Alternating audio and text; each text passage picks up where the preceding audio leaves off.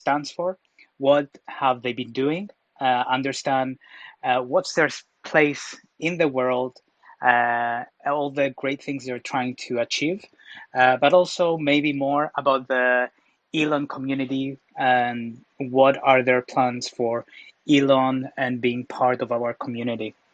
Just to introduce myself, I'm Theo. I'm one of the moderators here at Dogelon.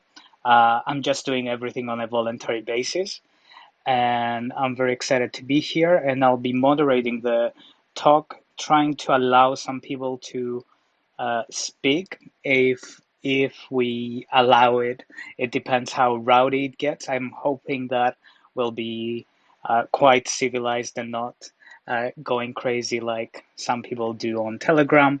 And I have already some questions set up, and I would like to allow Sergio and David to introduce themselves. So yeah. Dave, please go ahead. Thank you. Thank you very much, Theo and friends, for setting this up. I'm Dave Gobel, the founder of the Methusaleh Foundation.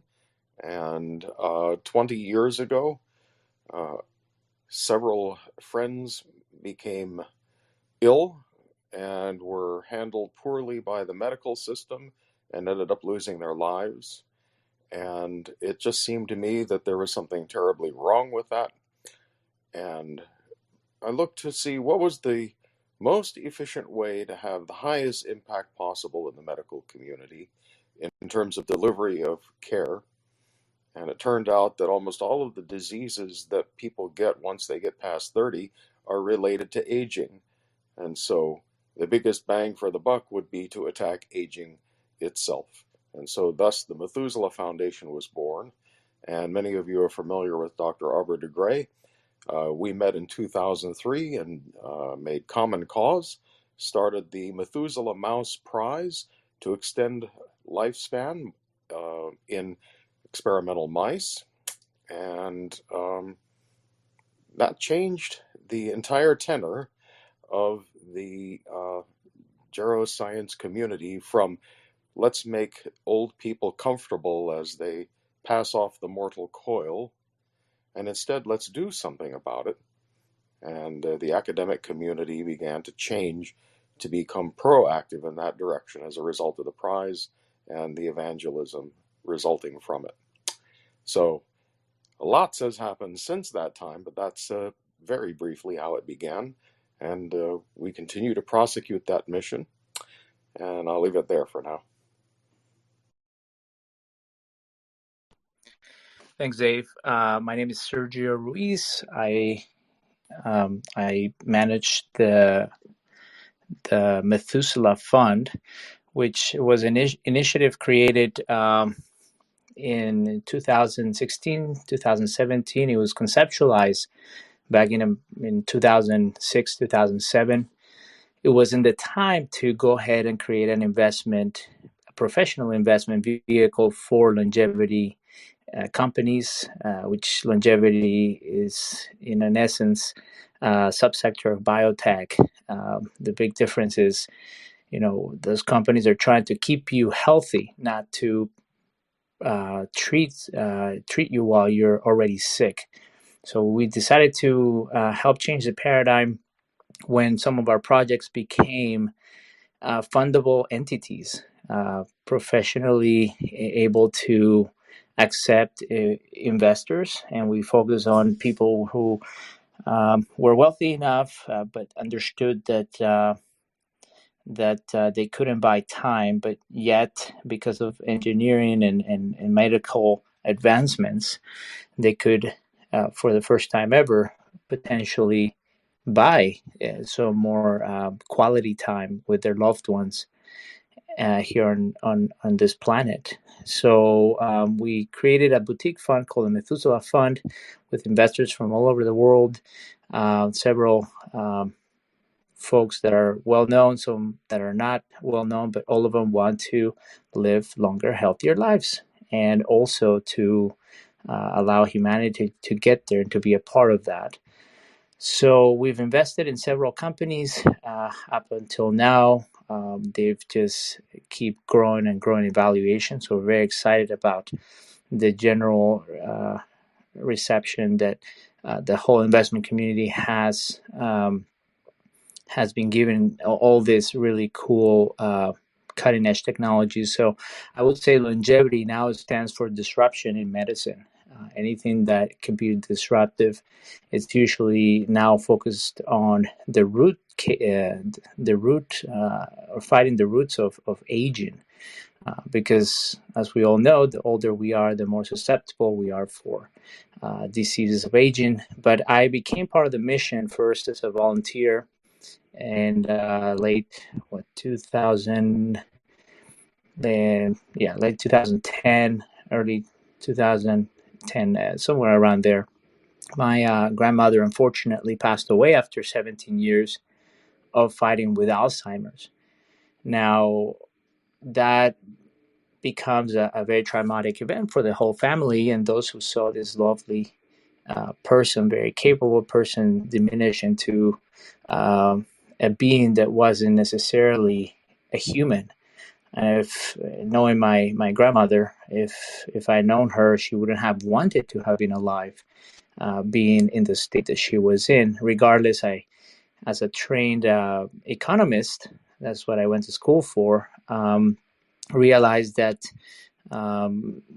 society was paying for her care. Thankfully, there was a pension from my grandfather, who worked in the oil business in Colombia, South America, that really took care of her. But I realized that if this problem was compounded across the entire globe, we wouldn't have the correct resources to really take care of our elderly because of Alzheimer's or any other chronic disease. And I realized something's got to be done. We have to disrupt the current paradigm where things take forever and cost a lot of money just to give incremental value, incremental change. So through the Methusaleh Foundation and now the Methuselah Fund, and hopefully with the help of the ELON community, we can really accelerate the results, so that every single one of us and our loved ones can enjoy innovation and bleeding edge therapies, drugs, and treatments in medicine.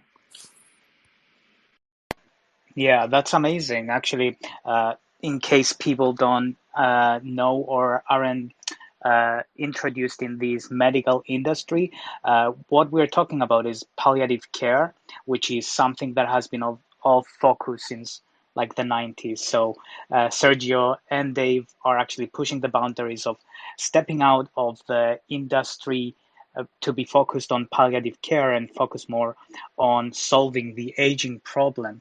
And just to remind everyone, our introductory questions, I will focus mostly on Methuselah, and then we can move on more towards the Elon focused questions. So just to start us off, why the name Methuselah, Dave? Methuselah is recorded in the Bible, in the first book of the Bible, in Genesis, and was recorded as having lived 969 years. At the time we started the foundation, the idea to extend the healthy human lifespan beyond its then normal boundaries was outlandish and potentially religiously not acceptable. So if the Bible itself says that Methuselah lived to 969, then it must be okay with God.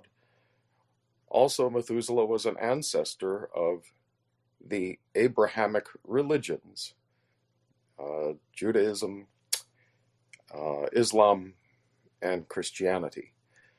And so it had some impact in those areas in terms of credibility. And then further, in the science fiction realm, I used to be a fan of science fiction. I still like it, but there's less new ideas, it seems. But I digress. I was a fan of Robert Heinlein, and I read his books about a man who lived for thousands of years. And the books followed the thread of the Methuselah meme, if you will. So combining science fiction with the Bible seemed like a good idea.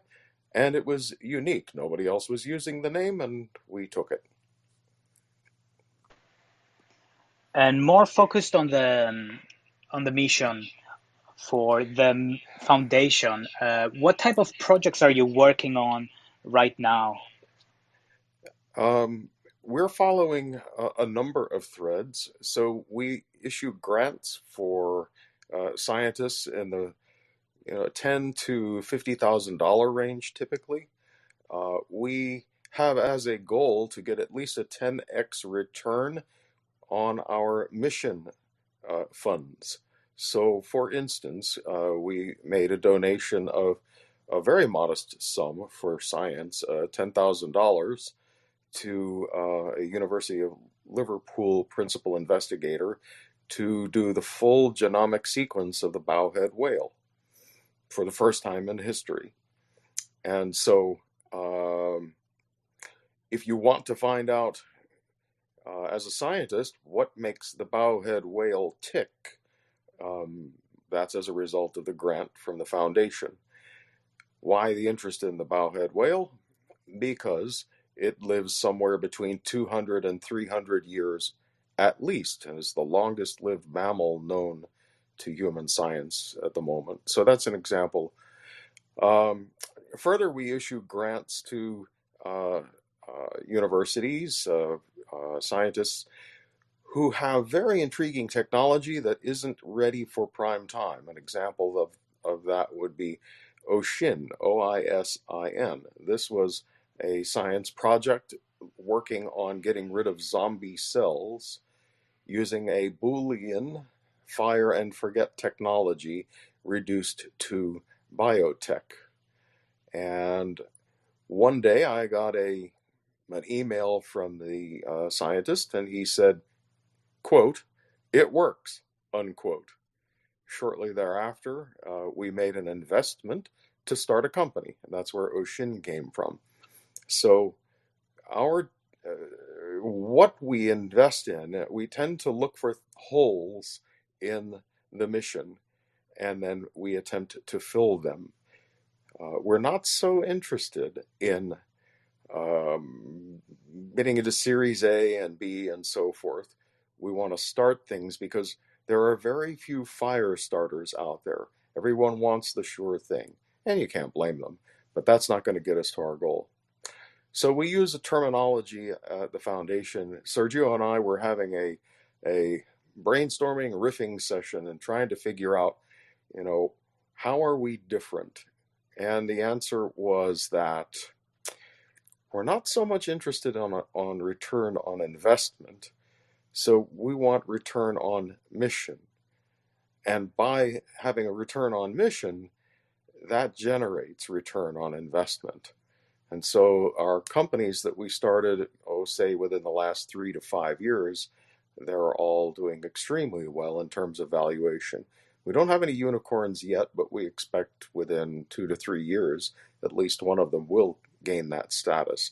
But far more important, return on mission means that someone was actually helped by technology or research that made it to the clinic or made it into the public commercial space. And we've already done that. For $125,000, we supported an entrepreneur who was, I think, CTO of Macromind a number of years ago, when paired kidney donations was a new thing, a very new thing.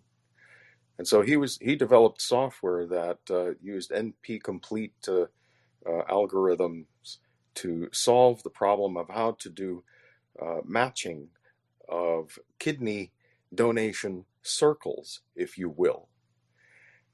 And as a result of that, there are now at least 5,000 people who are not dead. That's return on mission. We also made money on the deal, but that's not what matters as much to us as getting people healthy and extending their lives. Recently, should I continue, Theo? Yes, definitely. Okay. More recently, we started a company, and Sergio involved in the company directly, called Turn Biotechnologies, is out of Stanford University, and they were interesting to us because they were able to reverse the information signature within a cell. I'm using IT talk here. So our belief is that aging is an information degradation or an entropic activity or phenomenon. And so one of our strategies was to debug the code. And it turns out that epigenetics is now a very major field. We were very early, helped the company start. We were the founding investor. And the goal of that company is to reverse cellular aging. And they have already demonstrated conclusively that not only can they do it, but when they do it in model animals, the animal's function returns to youth. Not just biomarkers. It's not like just blood pressure or, heart rate. It's they can run faster, they heal faster, and they seem to feel better and have better fur. And the process can be repeated, which is a very interesting thing. So we're still in very early times, but our goal is to make 90 the new 50 by 2030. So that's a very audacious, in fact, for some it would be a laughable goal, but we like audacious goals that are falsifiable. That is, we can fail. And that deadline focuses us monomaniacally on what we do with each day to make sure that we're taking the best shot at achieving that goal. And we're doing it with a very large number of partners.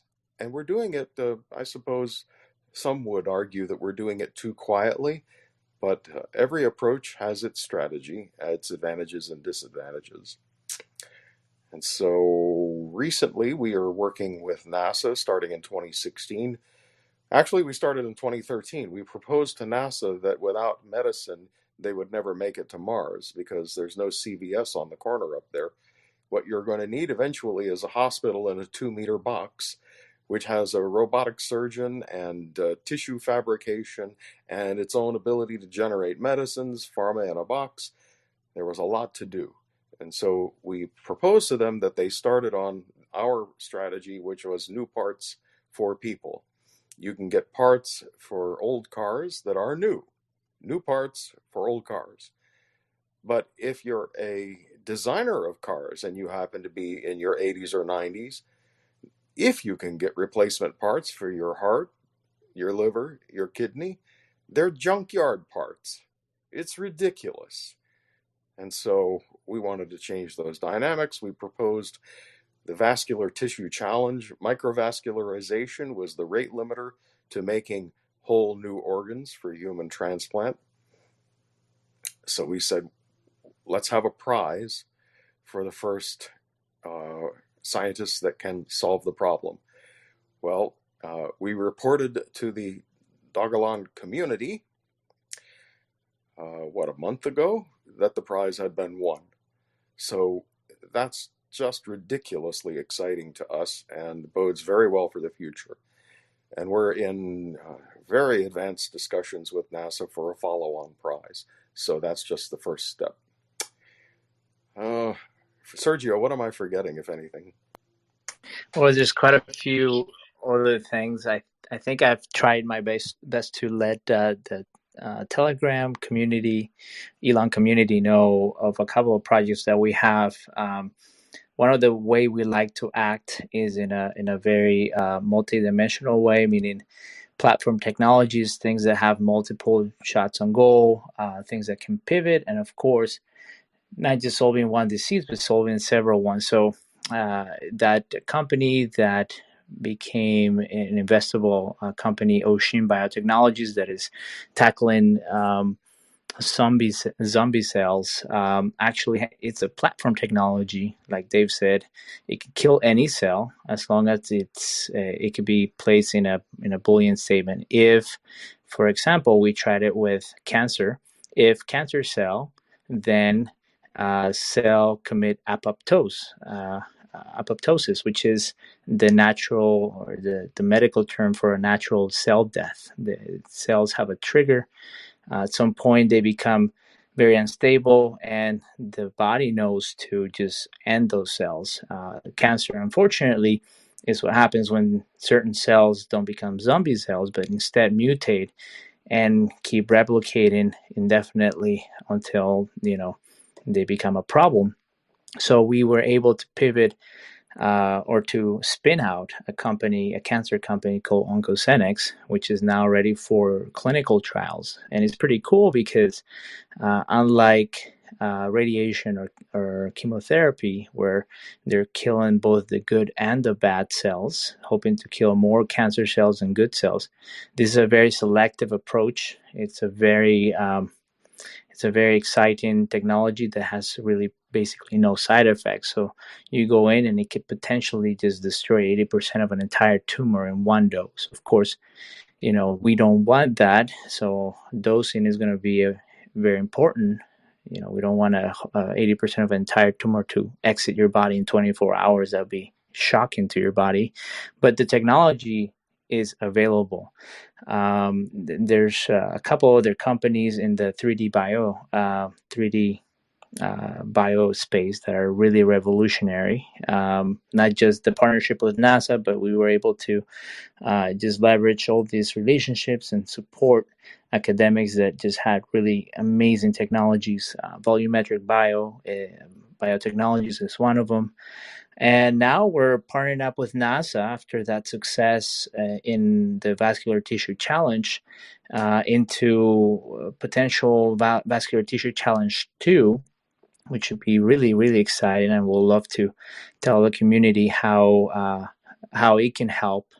But also there's another project called the Deep Space Food Challenge, because we understand that, food means health, food means longevity, and also food means intelligence. If unfortunately a young human, a kid, does not get the nutrition in the first 5 years, the formative years, their IQ will actually be very low in comparison to a kid that actually gets the right nutrition. So if you can solve the food problem, the food shortage, famine in space, which is the harshest known environment known to man, then you can translate all those findings onto Earth and essentially potentially deploy these systems in sub-Saharan Africa, the Yukon, and even in some areas where nutrition has not been a staple of certain communities on Earth.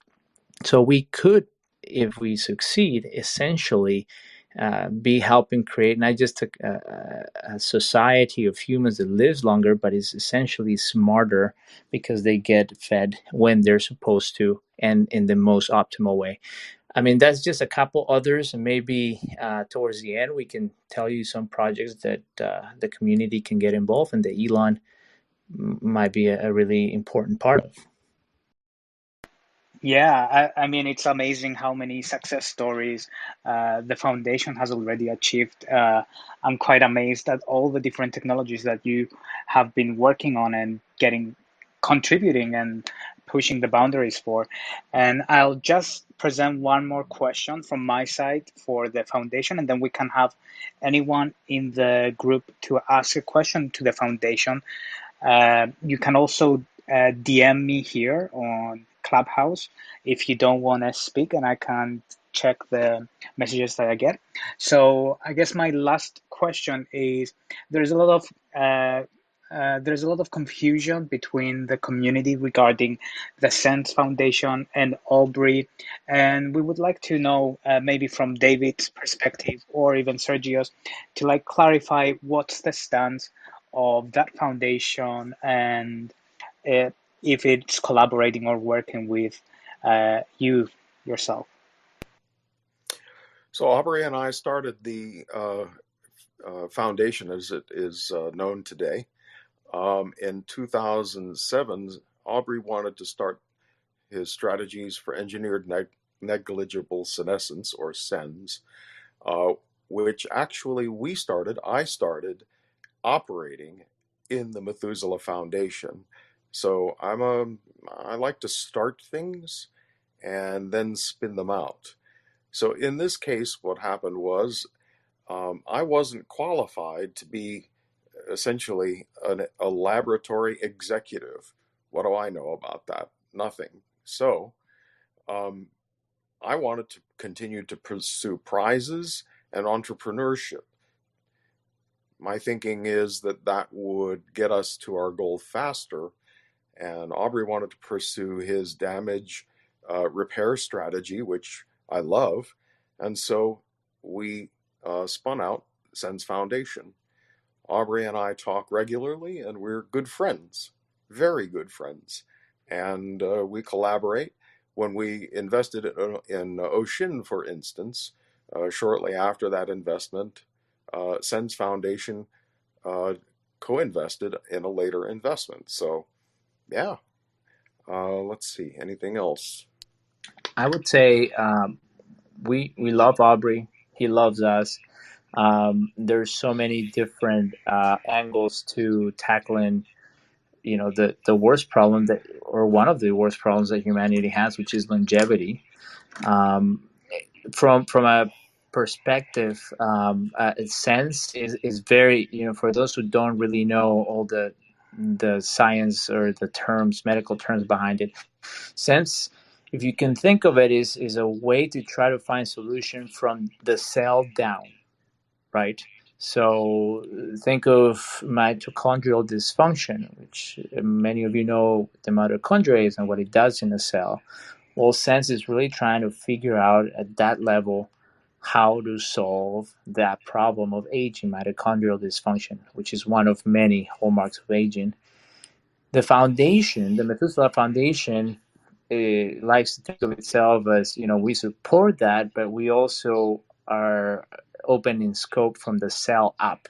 That's why we think, for example, that solving the organ shortage, it's part of longevity. Why? Because you could be healthy, but you need a lung or a liver because you were in a car accident and something punctured it.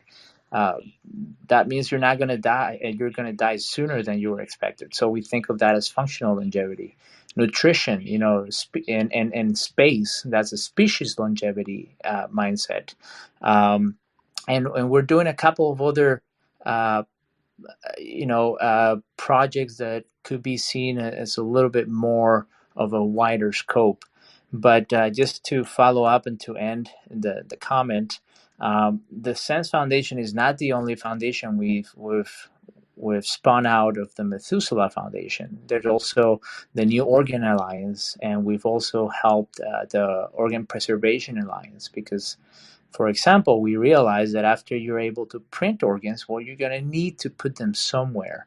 And there will be a thing such as organ banking in the future that, where there will be banks of organs. Your organs or a copy of them will be stored for whenever you need them.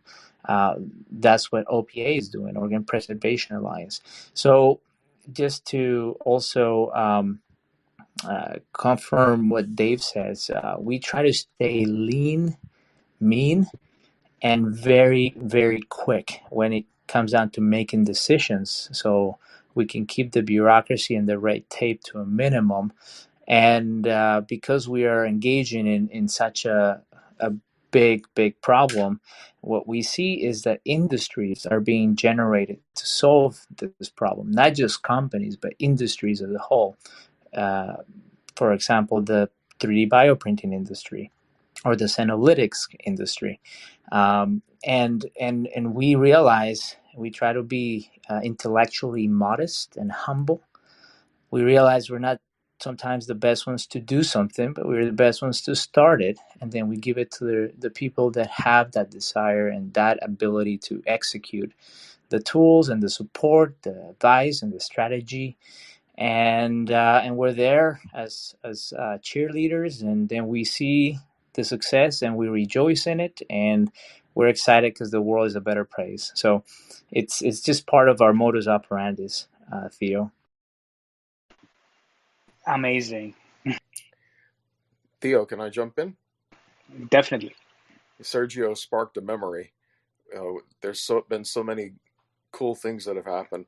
One day, in 2005, I went into a scientific conference, and the fellow at the front of the room was asking the question, what can we learn from those who live 110 years and longer, why they lived so long? And the room was just a buzz about, oh, well, we can sequence their genomes and we can see their dietary habits, and then we can figure out why they live so long. And so, just being a tourist in the room, I raised my hand and said, they're still human beings. Has anybody asked the question, what kills them?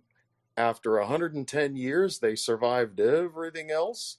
Wouldn't it be interesting to find out what they died from? Does anybody know? You could have heard a pin drop. Nobody ever thought to ask that question. Anyway, they loved the question, and a few of us got together and we started a foundation, the Supercentenarian Research Foundation. Well, that's SRF. Well, how does anyway. So, we got a gift from an anonymous donor of $125,000. We went around the world and did autopsies, obviously with family permission, on those supercentenarians who died in that next couple of years. And it turned out that 70% or more of them died from a disease called systemic cardiac amyloidosis. This is essentially your heart begins to turn to stone, and eventually your contractile force can no longer move the heart, and so your heart stops. Well, people start getting that disease in their 50s, and so if Alzheimer's doesn't get you, this one's going to get you. And now there are companies working on solving this problem, all because of a question, dedication of a few scientists, $125,000, and 2 years. All done. That's amazing how the domino effect can work sometimes. And I'm really, really happy that you guys have been focusing on so many great things. So I think we don't have any other questions for the foundation right now, but we can always jump later if there's anyone who wants to know more about the different stuff or even the different foundations that David and Sergio are working with. So we can move along into more of the crypto focus question and the crypto space. And I guess I'll just start it off with who introduced you to Vitalik? He introduced himself at a longevity conference. I guess it was 7 or 8 years ago, maybe longer. In any case, he was a young fellow and was very excited about the idea of extending the human lifespan, and began to realize that, yes, there's some real science here. He wasn't particularly interested in being personally involved because, of course, he had a vision for crypto, which he followed. That's basically it. And what came out of the relationship with Vitalik by any chance, if you can divulge more info? Oh, sure. Around that time, he, Bitcoin was starting to be a thing, and he recommended to the foundation, hey, why don't you set up a wallet for Bitcoin and then see, if people will donate. I'll donate. And so we thought, well, it seems like monopoly money, but what the heck, if people want to help and we can, use it in our mission, let's do it. So we set up a wallet, and that's how we got involved in crypto. And I have to say, I was very much a skeptic at the beginning. So I really love being wrong sometimes. Yes, I think a lot of people are introduced into this space by a friend telling them just set up a wallet and see what happens if you want to delve more into it. Uh, so I wanted to talk a bit about the Pineapple Fund and what that is, because I think that's the main thing that piqued my interest, because I was aware of the Pineapple Fund, but I never really noticed the name until you guys did. Well, there really isn't much to say. The Pineapple Fund was an anonymous donation to many nonprofits. We had a fellow who had done some consulting for us who loved our mission and liked us and was a supporter. He somehow knew how to get in touch with them and made the case for us, and so we got the donation. That happens surprisingly often in the sense that as people get to know us, we're a little bit odd. We don't use game theory. We kind of use the golden rule. If we're trying to do something good, then what's the point of being a bastard in your business practices? Who would want to live a life like that, an extensively long life as a semi-evil person? No, thank you. So the good time to start is now.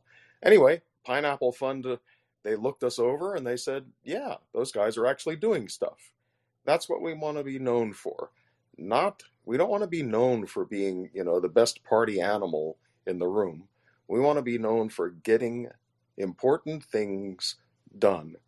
Our donors help us with that. The scientists help us. We want to get stuff done. Get it behind us.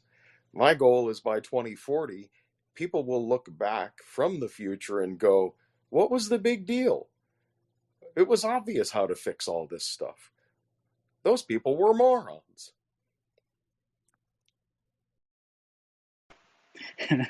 Yes, and we have Justin on the floor to ask a question, maybe for the foundation or more focused on crypto. Justin, if you want to ask the question. Okay. Well, thanks for taking the time, guys, to do this AMA. The the question I've got, and this sort of, I'm sort of looking back at the journey of how I got into this to be in this AMA. Really, I was an early investor in the Dogelon Mars token, and obviously the VB donation got my interest in what was going on, and I started following the M Foundation, which has been great, and I've learned a lot, and actually developed a lot of interest in the area as a result of it. My question to David or Sergio is, if people like me have found the journey to learn more about what you guys are doing very interesting, how easy do you want to make it for people in the future? Because at the moment, and this is only an observation, this is a very specialized area which appears to appeal to a very specialized audience who aren't necessarily in the mainstream, whereas you're just beginning to perhaps via Dogelon Mars take this to another level in terms of broadening the audience. I guess a bit like Mars travel. Mars travel has been considered quite niche. No one really talks about it, but perhaps in 1 year's time, when Super Heavy takes off, deep space and Mars travel might become a much more mainstream topic. So my question is, at the moment, if I went to the Dogelon Mars literature, would I, within my first 5 seconds of learning about the project, understand that there is this very exciting mission also attached to the project? The short answer is no. No, Okay. you would not be able to find out in 5 seconds.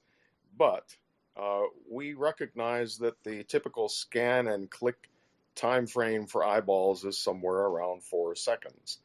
That's how long people have in order to make a decision. Will I stay or will I go? So we're not looking for butterflies. We're looking for hyper intelligent people who will care, who will be attracted to the mission. And that's the core that will make it happen. So imagine that you could put on a television ad, not that you can have a cure for COVID, but you could have a cure for aging itself. First of all, people wouldn't believe it. Second, they would all want it. So sooner or later, they're going to come to us, come to our mission.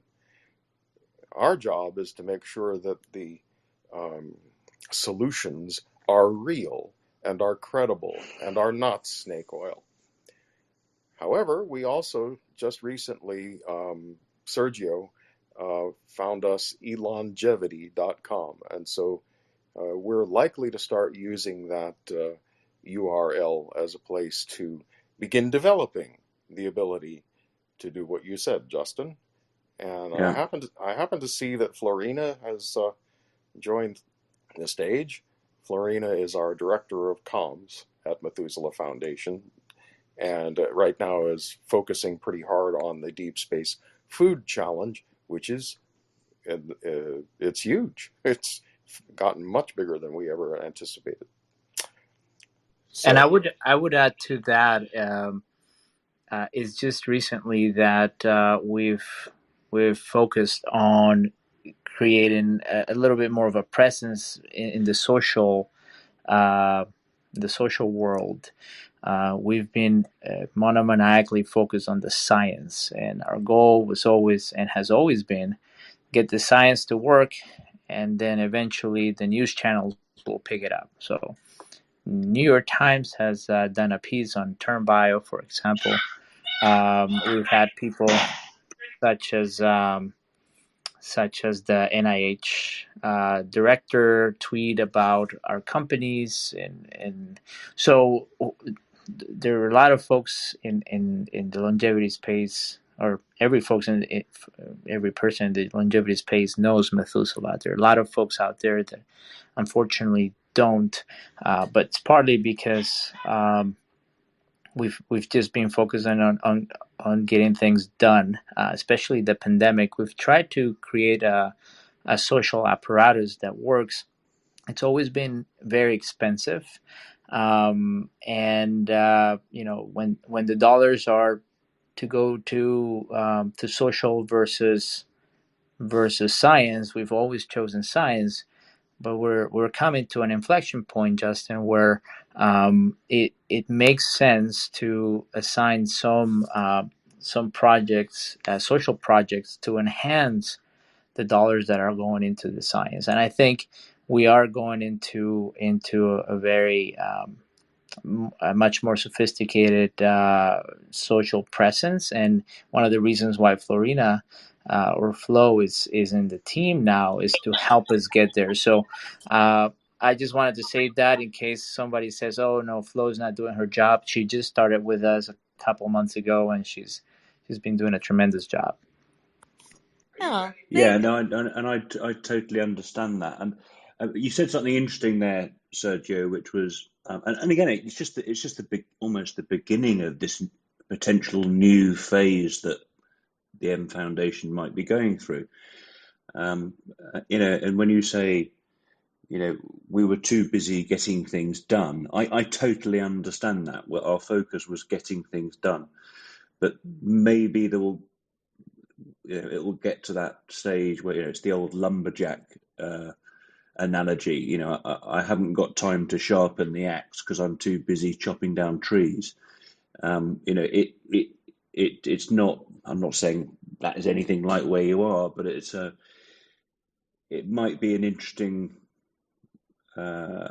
situation in the future where you might go, like you say, we might ramp things up to be appealing to a wider audience? I think that's exactly what I just said, Justin. Which is, we've gotten to that point, and we're doing everything we can to get there from a social perspective. I don't, and just so you know who we are, and I probably Dave will back me up. I don't take pride of having X amount of followers. I take pride of being the CEO or the lead investor in something that's going to help every single one live longer, healthier lives, or to eradicate a particular disease. So I appreciate the analogy. It's just I'm not very, why sharpen an axe when you can focus on on something else that's going to be much more meaningful for the world. So I just want to meet you halfway, and for you to know, yeah, I mean, it would have been ideal if for Dogelon, the community, if we had 100 million followers, because now Methuselah would pump the coin and the Elon. But the truth of the matter is, we're here because Vitalik thought we were doing a really good job scientifically and thought this could be, I guess, a good opportunity. So if we had just focused on one thing, we wouldn't have gotten the other thing. So it's a very valid point, and we are absolutely aware of the fact that we need that. And now we have a director of communications. Yes, and thanks. And hi, everyone. Justin, I actually really appreciated your analogy as well. And to Sergio's point, we are, it's not an either or situation. We're now at a point where we can also sharpen the axe. So any ideas there for how we can spread the word and just create an impactful mission together in a more meaningful way, include a wider audience? Please let us know. We're always all ears for that. So happy to connect directly and to field any input you may have for us. Yes, thank you, Justin. I'll just move you back to the audience and we can move on to Anon. Do you have a question? I don't really have a question other than there's probably a lot of people in here that always ask why you guys aren't gonna burn the tokens, and Sergio had a really fantastic response on that as well.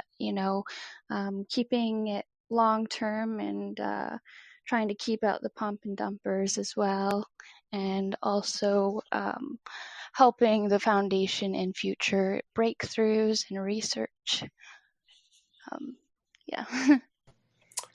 I'd like to jump in on that. Thank you for that. So, as a 501c3 U.S. charity, we are not allowed to burn money.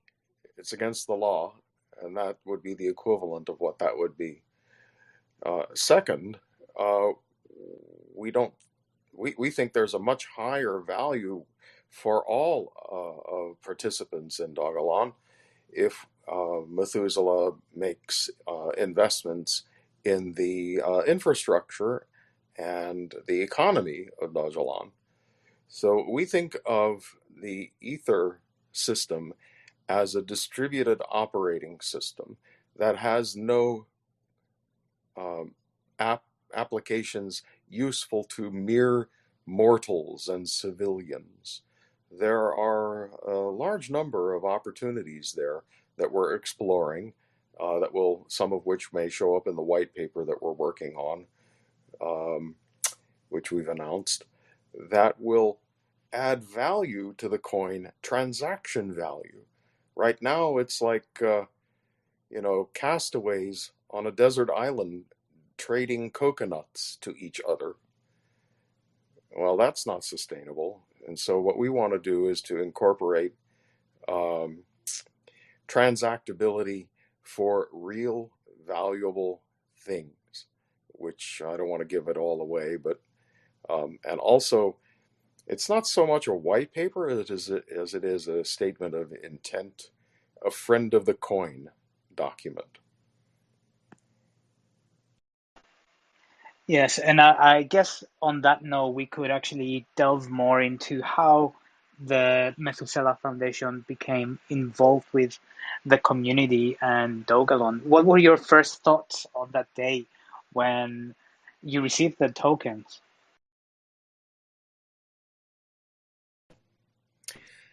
Well, Dave, do you want to go, or should I go? No, go ahead. I can go.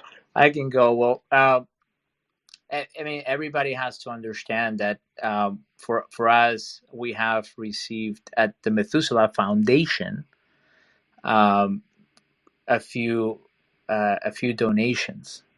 So it's always been like any foundation.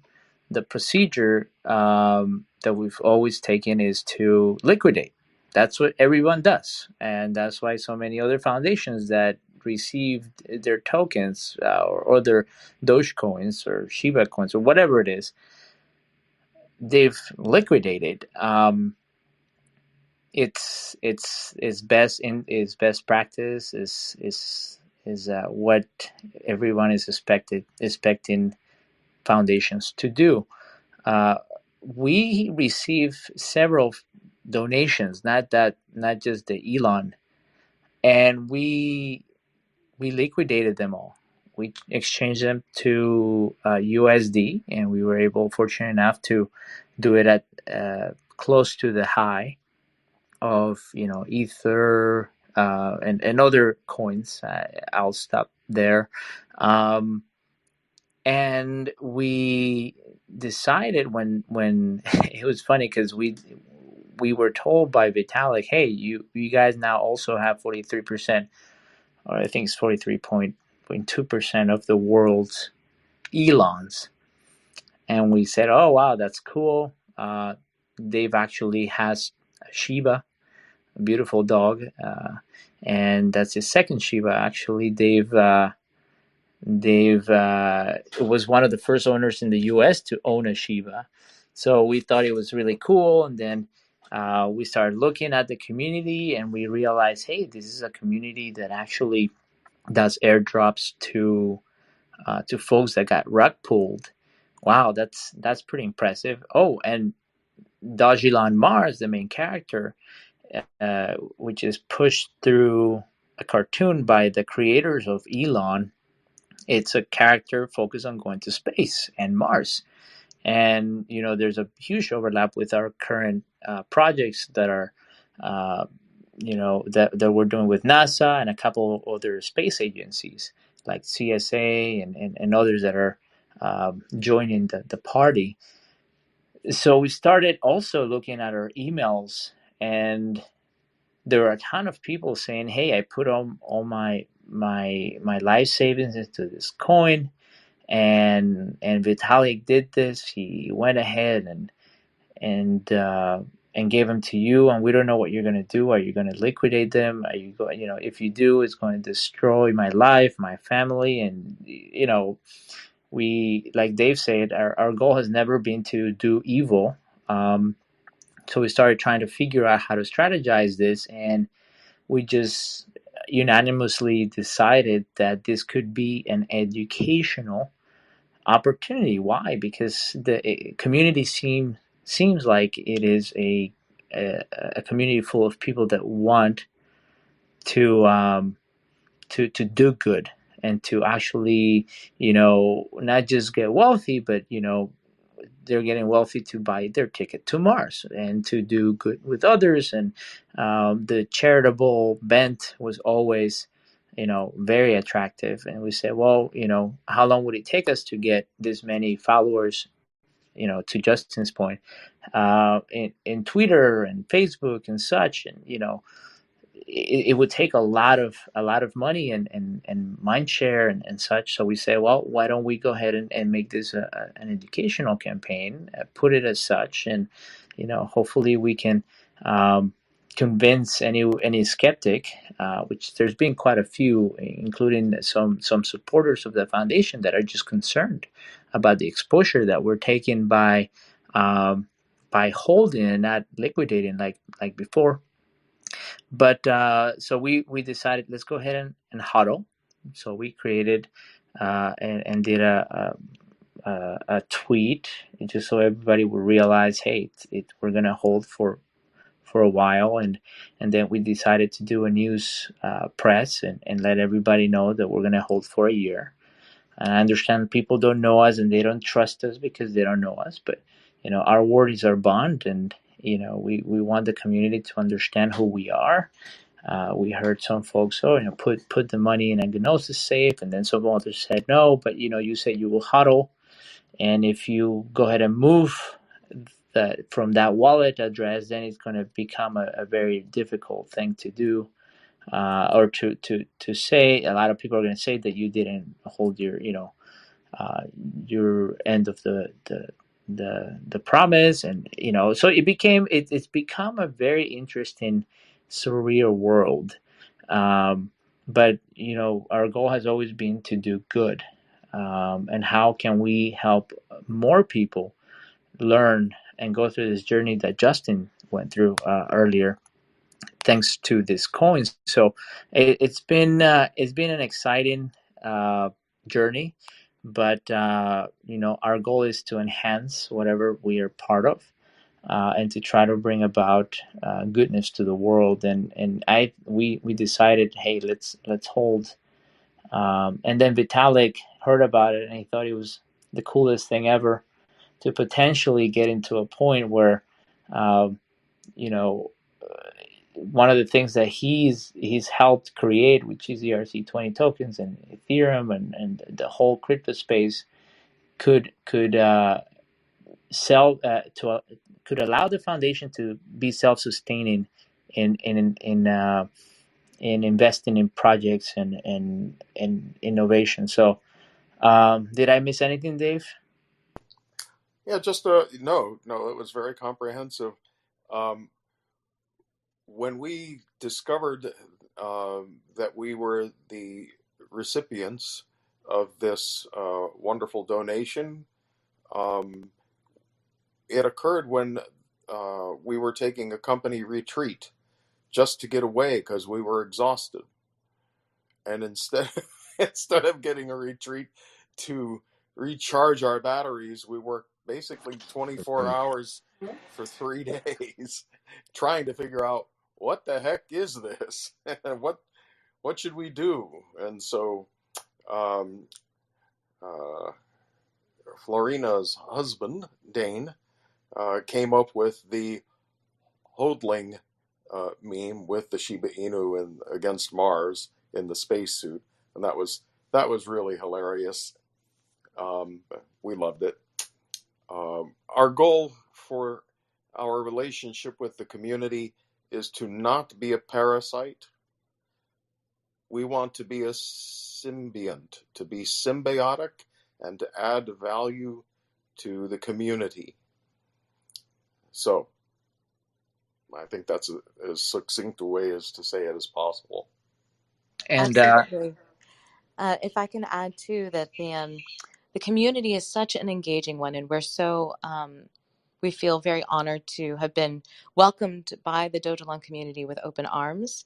I'm very excited to have this AMA on Clubhouse right now. So if I may just quickly reset the room, we are talking about longevity in space. This is the Methuselah Foundation, a longevity-focused biotech foundation, along with the Dogelon cryptocurrency community here.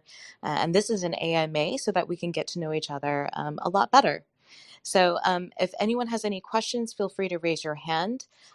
Clubhouse does seem to be glitching a little bit. I've tried to pull people up on stage and it seems to be working on and off. So forgive me if you raised your hand and are not being pulled on stage. That is not intentional. I think Clubhouse is being a little glitchy, but we'll try to get you on. And please just throw at us any questions with regard to longevity in space, about Dogelon itself, our current status with it, our journey from Vitalik's very generous donation going forward. But please feel free to share a bit about yourself when you are called up on stage. So thanks for letting me reset. David, Sergio, I'll hand it back to you. Thank you for that. That's fantastic. And there was something else that I wanted to say. We creating team. And that same night, and they came up and they said, "Hey guys, we're quote unquote married now, and we want to get to know you." So we that same day, same night, we were able to do a really cool call and trying to figure out, hey, who's part of the team. Now they have been very, very sensitive with that. They don't want to get quote unquote doxxed, right? And they don't want to reveal their identities. I can see why. I mean, we're just a holder, and there's a tremendous amount of pressure from people who may be feeling one way one day and then another way the other way, and you end up becoming kind of a Judas goat, right? A scapegoat for what the market does. And these are folks that, as we understand it, have a significant projects with crypto, and they've been around for a long time, and they have real other projects. It's not like they're only working on ELON, which is, this is a very real project for them, but they wear many hats. So we have been historically able to work and to be around not just celebrities or billionaires or millionaires or people who are very private. And I think that's allowed us to really understand and to be sensitive to those requirements, and there are things that the creators would experience that we wouldn't, and it wouldn't be fair for us. And it is not the only token that has gone through the exact same dynamics, which does not scare us. So we understand this. We were, it was explained to us, something that I thought was rather valuable, and the reason why one of the reasons why we decided to hold was because at no point did it feel like it was going to be a scam. And the reason why I say this is because we looked into it, and apparently the creators took the token and they burnt, or they placed 40 ether. Now, at the time, in April 21st, 2021, when the contract was created, that was worth $94,000. And most of the scams that at least we've heard of usually don't, the creators usually don't do that. They don't necessarily lock that much money in their new coin. And also they did what's called a fair lunch. Which is when they go ahead and put it on Uniswap, if they put 50% on Uniswap, they locked the 40 ETH forever, and they had the ability to buy ELON at the same time that anybody else did. And as far as we know, Uniswap is one of the most used and secure exchanges, decentralized exchanges. There's really no way to get those 40 ETH out of there. Another thing that we notice is that for every swap that happens in Uniswap, 30 base points of every trade gets locked into the liquidity pool.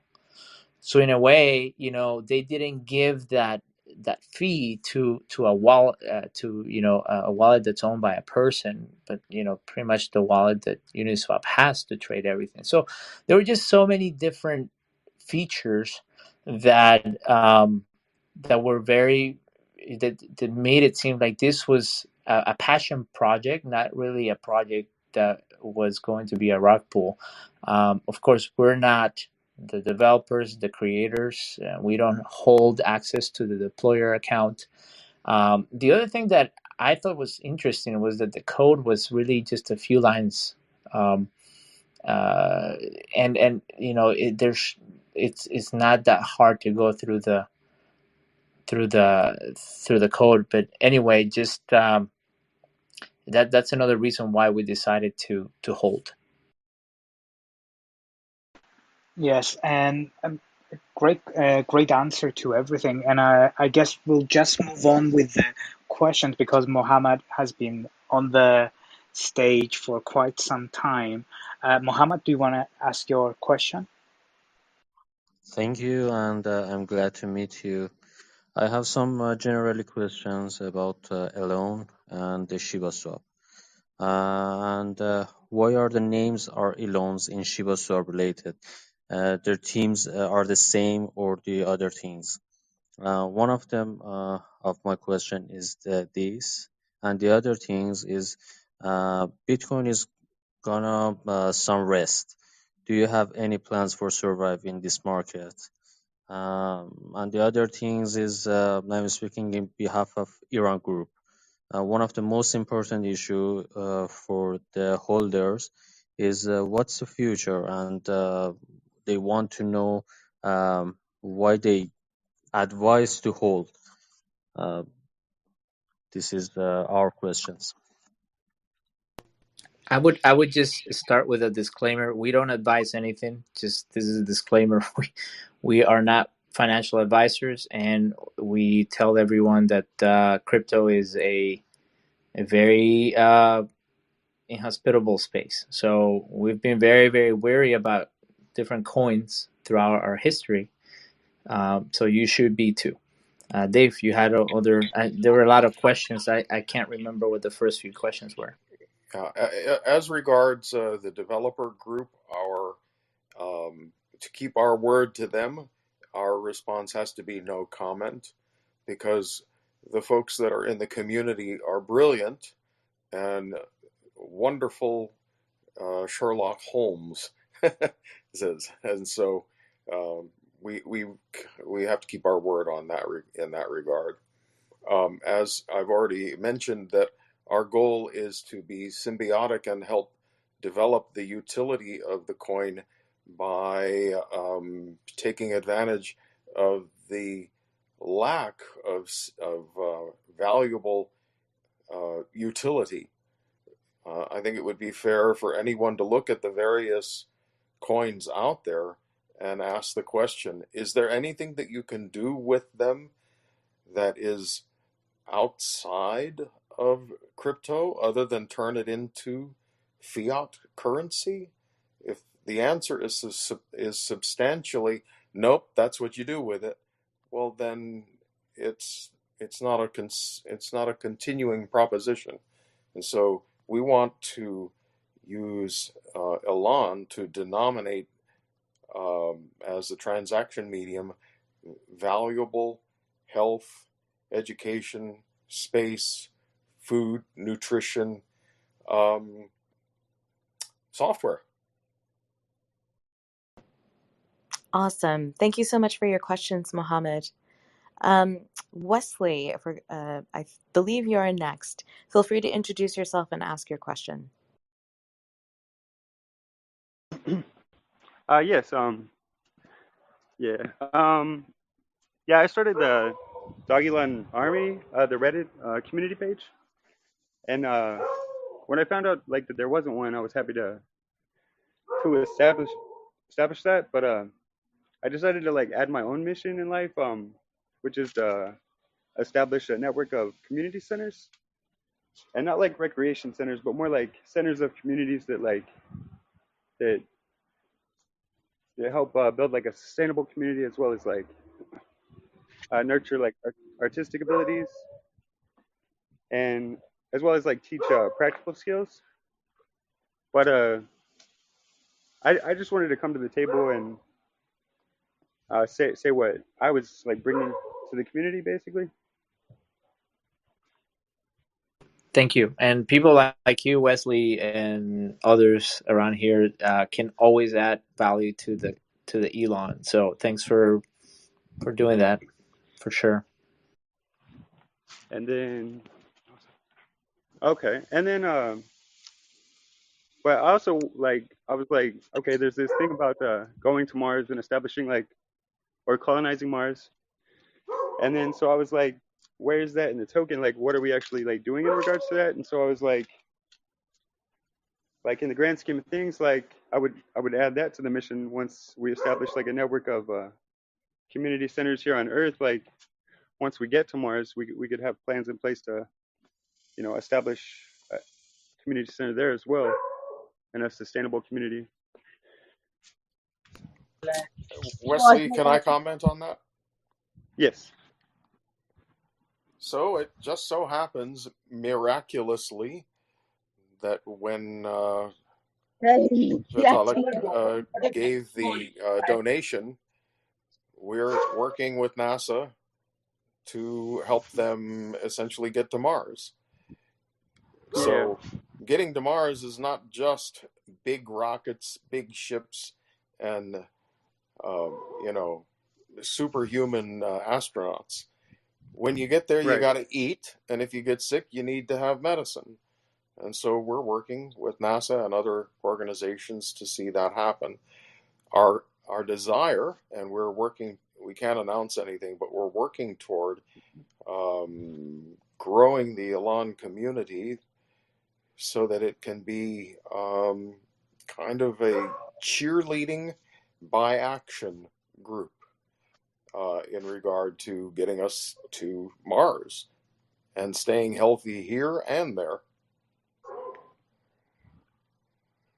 Yeah, and for a targeted consumer, the person we should be trying to get on board as investors should be people that already believe in the Methuselah mission, because I believe that they would be the ones to hold on long term, basically. Yes, we think that that's wise too, but again, we want let's say that I think it's 67,000 wallets. Well, our goal would be to make that 670,000, and then more with time. But it all takes time. It's important and easy to come up with ideas. What's hard is execution, and we've been watching the good work that you guys have been doing, and we really appreciate it. But as Sergio said, while we're a big holder, we're just a holder, and we don't plan on just sitting on those laurels. But as we've said, we're going to be doing development work to add value to the transaction value to the coin, and also to take advantage of the relationships, the partners that we have, not take advantage of them, but take advantage of the relationships to make everybody a bigger winner than today. Absolutely. So Chris, I saw that you popped up on stage. Hello, thank you for joining. Do you have any questions or thoughts for Sergio and David? I'm just listening for right now. We just got out of a hypersonic room, and I was like, oh, I've got some friends in here, so I just wanted to pop in and see what's going on. Awesome. Thanks for popping in. Frank, nice to meet you. Feel free to introduce yourself and share your story. Thanks so much, Florina, and thank you to the Methusaleh Foundation, Sergio, David, Florina, for taking the time today. So I've got two questions, really. I've got plenty more, but I think I'll just stick with two in respect for everyone's time. My first question is regarding the dev team. Obviously, they're remaining anonymous, and complete respect for that. But it'd be good to hear what your opinion is of the dev team and their expertise. My second question is, we talked about the utility of the token being in health, in space, and education.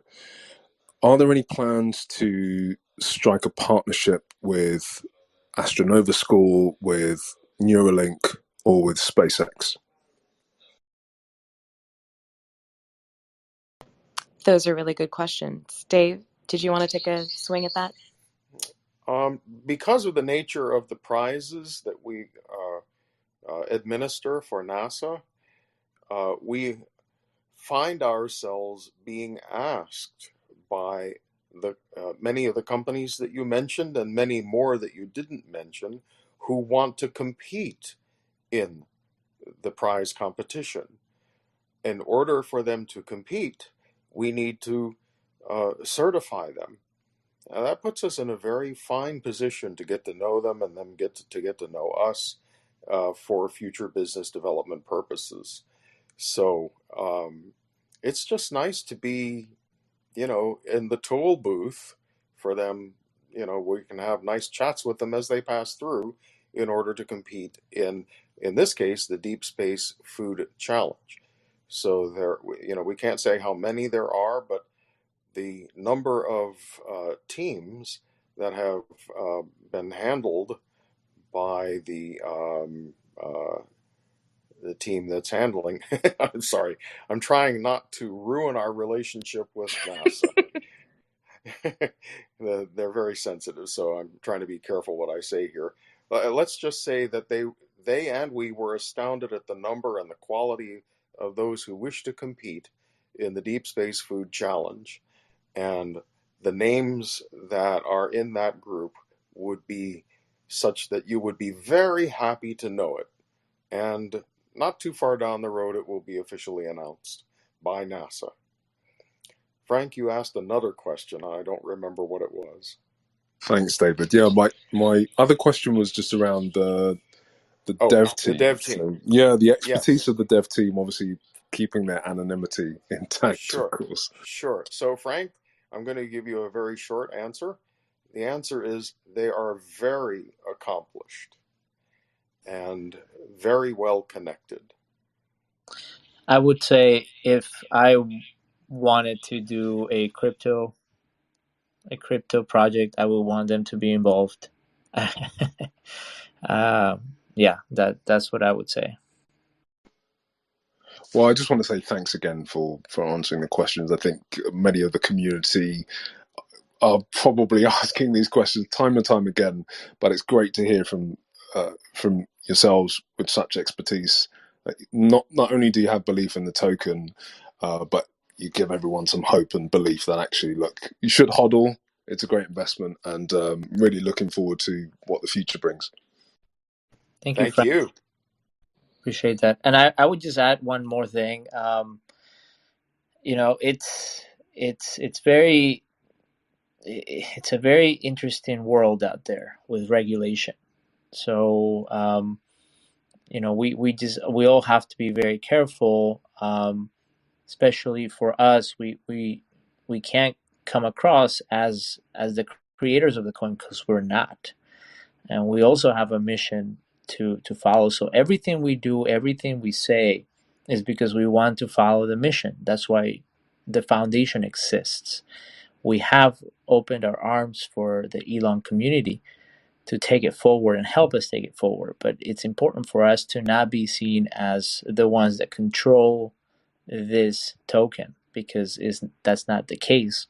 And we definitely never want to, jeopardize our ability to continue helping medicine, go through innovation, simply because somebody, from a regulation point of view, thinks that, all of a sudden we're no longer a foundation and we're just engaged in other areas. So I want everybody to understand, sometimes if we answer a certain ways, not because, we don't trust the community, is not because we're trying to be difficult, is because, we have legal counsel that, they're concerned about us and they want to protect the mission as well. So we try our best to be as open and with everyone. Yeah, great. I think you're doing a fantastic job, and I think it's also important to recognise that there is a large subsection of very serious investors in this token. Sometimes if you take a snapshot of the Telegram chat, you can be kind of slightly put off.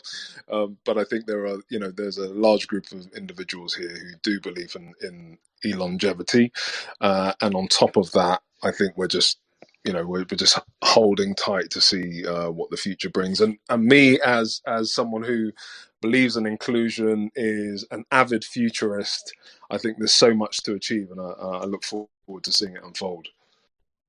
We're so glad to have you in the community, by the way, Frank. I'm just very thankful people like you exist in the community. I second that. So thank you so much for your participation in the community, Frank, and look forward to partnering with you in future.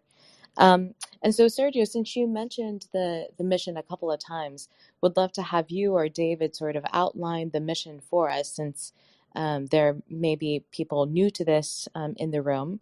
So would love for you to share what the Methuselah Foundation's mission is real quickly before we move on to our next guest. We wish to reverse aging, to make 90 the new 50 by the year 2030 for anybody, if possible. That last part is the hard part. So we don't want to slow it down. We don't want to offer cosmetics that are, painting over a bad surface. We want people to wake up in the morning and go, hey, I can do a round of squash. I can do tennis. I can do cartwheels. I'm back. Got it. I was like, squash? What is he talking about? Squash. Got it. We have an Both. international audience. That's right. Awesome. Thank you so much for sharing, David. So moving on to our next guest, if we can, Cami, thank you for coming up on stage. We'd love to hear from you. Thank you for inviting me up on stage, Lorena. And thank you, Sergio, Theo, and David, for hosting this interesting space with Lorena. My question is regarding the 43% stake in, I don't even know if I pronounce it right, the Dogelon coin. Did I say it right? You mentioned that you're not planning to be custodians, if you will.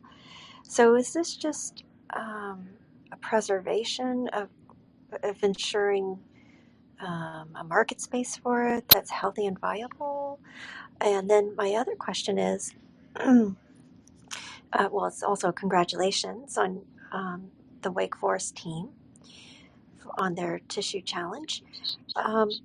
Making 90s the new 50s in 9 years, I'm thinking that's, with the achievements in the tissue challenge, and you're heading towards replacement regeneration of parts, is the longer term vision when we perhaps are interplanetary species, if you will, to be 3D printing replacement human parts for early explorers living out in other planets? Is that the longer term vision? Yes. Would you like me to Yes. expand? I was told I should be brief. You can please expand, David. Okay, so the wonderful thing about 3D printing, not just of human tissues or of biotissues or of plants or of food, is that it's also metals and other materials. And conceivably, a 3D printer can print another printer. So, since you're talking about a far, far future, that is, I think, the term you use, Cami. Yeah, I think 3D, or even, we have holographic printing already. Holographic printing is not like a dot matrix printer or a bubble jet printer. That would be one line at a time. It's not like stereolithographic, which is like a copier, a two-dimensional copier. That's stereolithographic, one page at a time stacked up. You take a shot and it makes the thing in 3D space in one go. And that's using lasers, perhaps, if it's holographic? It can use lasers, but it also can use commercially available projector technology. Like a front projector, like an Epson 4K projector or a Sony projector. So it can use those kinds of technologies as well, which makes it industrializable, which is a nice thing. So you don't have to wait for everything to come out of a lab from soup to nuts. Much of it's already been created thanks to Hollywood. So that would be a far, far future. Yeah. Cami, I would want to ask you to ask the first part of the question again, something about the 43%. Right. I believe I read on the Methuselah website that there was a 43% stake in. Dogelon. Yes, thank Dogelon. you. Yep. I didn't want to mispronounce it and call it doggy long. No, that's great. I just want to level set with the room. It is Dogelon. All right. I've always called it Doge and Dogecoin, but some people like to call it doggy. Yeah. Okay. So, right. And I thought, wow, that's really interesting. But then I heard an earlier speaker, a response to an earlier speaker, that the intention is not to. Well, the words were really carefully chosen, so I just got the gist of it, which is we're not intending to touch that in any way. So that led me to think, well, perhaps they're just trying to be good custodians and make sure that it lives on. Is that correct? So I would say it's hard to predict the future, right? So how do we prosecute the mission? There are different ways of going about it. It all depends on how many zeros are before or after the dot. When you compare to the USD, the US dollar, if we are able to potentially, liquidate a minute fraction of it every year to publicly let the world have access to more academics solving, problems in the world, or to help companies, go into clinical trials. For example, clinical trials can be, as expensive as $100 million, right? Or it could be as, anywhere from 2 million to 10 million. You never know. If we are able to, if the coin becomes valuable enough where we're able to take a fraction out, then it will be very, very small fraction, because we are hoping to live very, very long. So we will try to do a hopefully a multi-decade approach to the 43%. That said, there is an ideal scenario where we just don't touch the 43% at all. In other words, we let it grow in value, and that in itself becomes the cornerstone of some projects where the community and just the whole ecosystem is able to just maintain those 43% untouched. And maybe there is a way to allow for monies and for other kinds of contributions to go forward without touching those 43%. Am I making any sense, Cami? Yeah, so what I'm gathering is the future's uncertain. We don't know yet. It's going to depend, but our intentions are not to, um, uh, what's the right way to put it? Not to actively move it one way or the other. And then finally, I'm just curious about. Cami, before you go on, can I jump in and make a statement? Oh, please. Our ethos is not hit and run. We've been doing this for 20 years. We don't want things to take forever because we're in a hurry to make our 2030 goal. But I'm going to use an illustration here. The most important part of a sailboat is not visible. It's under the water. It's called a keel. And in storms, the keel keeps the sailboat from flopping over.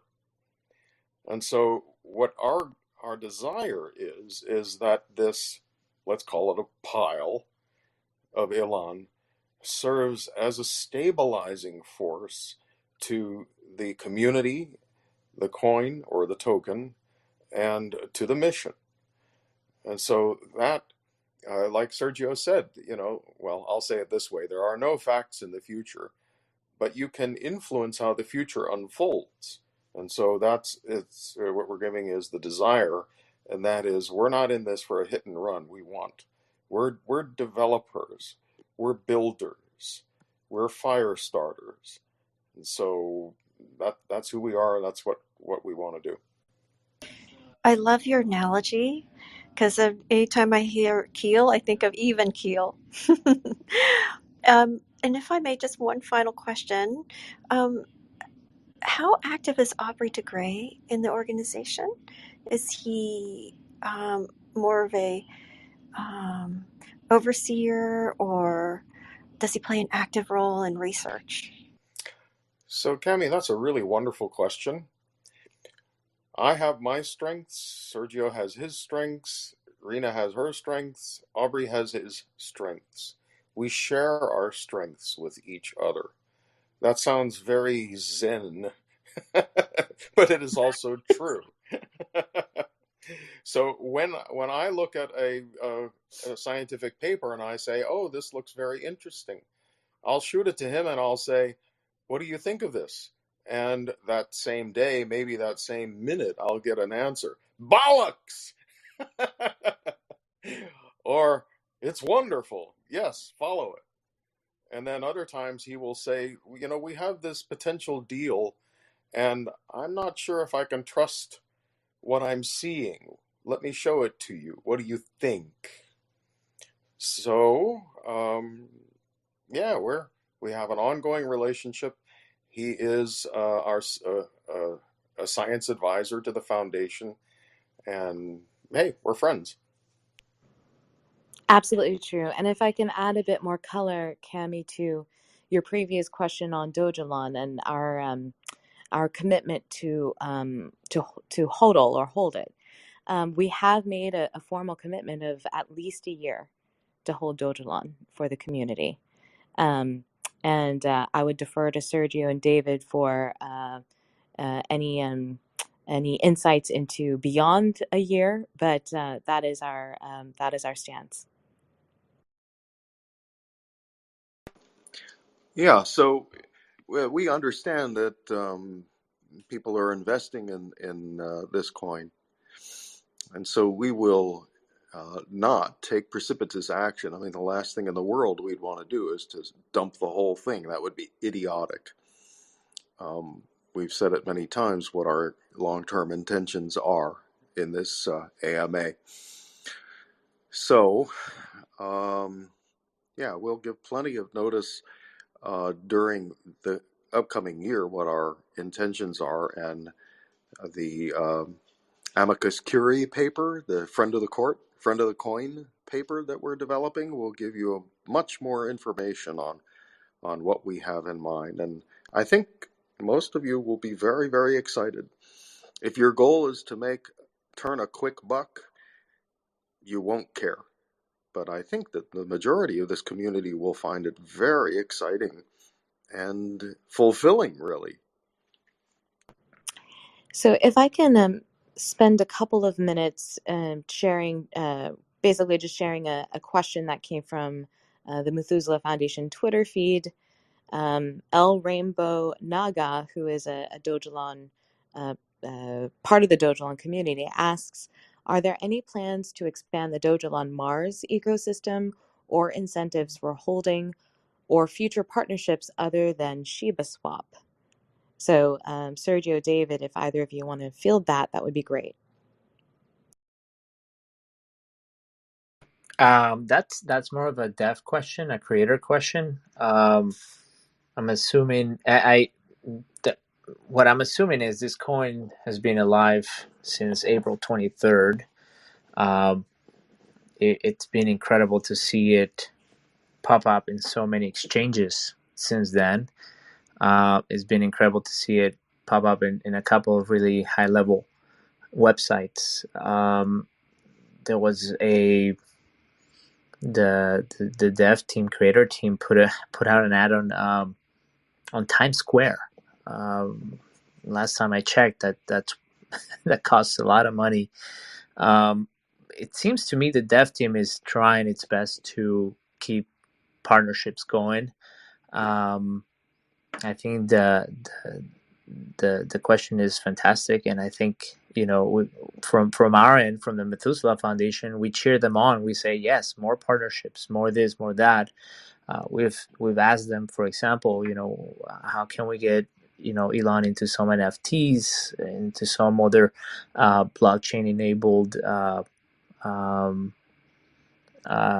I guess projects that allows other things. So it's, yeah, I mean, I'd say we want that to happen. So I really hope that that it keeps happening as we've seen it.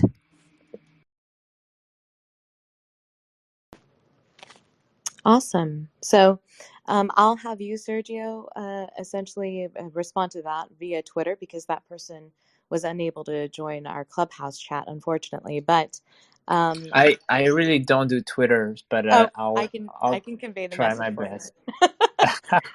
I can do it for you. Great. Okay, so I think in PTR order, Cami, thank you again for your questions, your great questions. And I believe MMD is next. By the way, I do notice the newbie icon. So welcome to Clubhouse, all of you who have not previously joined, and thank you for joining our AMA. MMD, would you like to introduce yourself and ask your questions?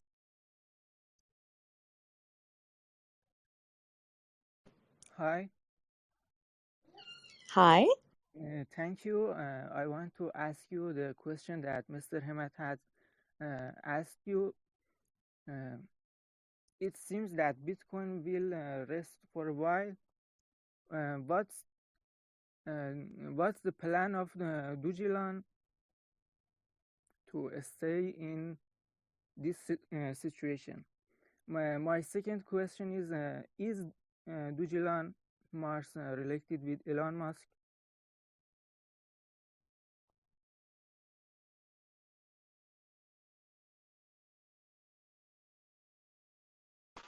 Well, I can go ahead and answer that for you guys.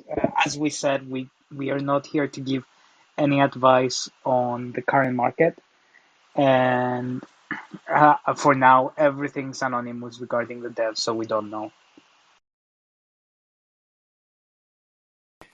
I'd like to intercede and just say a brief word in behalf of developers everywhere. Some of the very earliest developers on Ethereum and Dogecoin are leaving the field, the industry, because of threats to their families. And so I totally understand their desire for anonymity. So we don't want talent to leave the industry. We don't want the devs for Dogelon to leave the field either.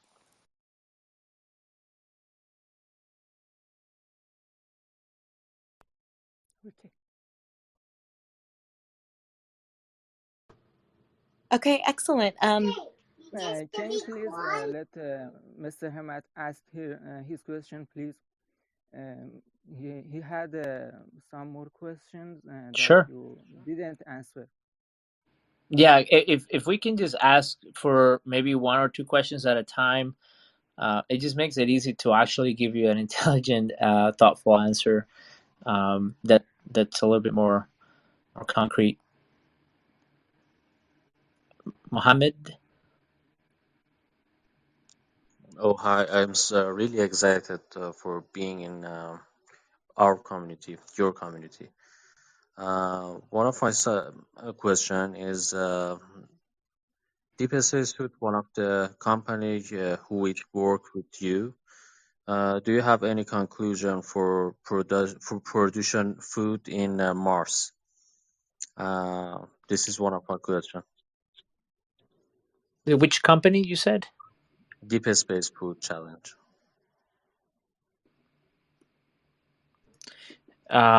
So first of all, I love that you said our community, but it's really not our community. It's your community and we're part of it. I think we don't own it. Just want to keep making sure that we're just here, just like yourself.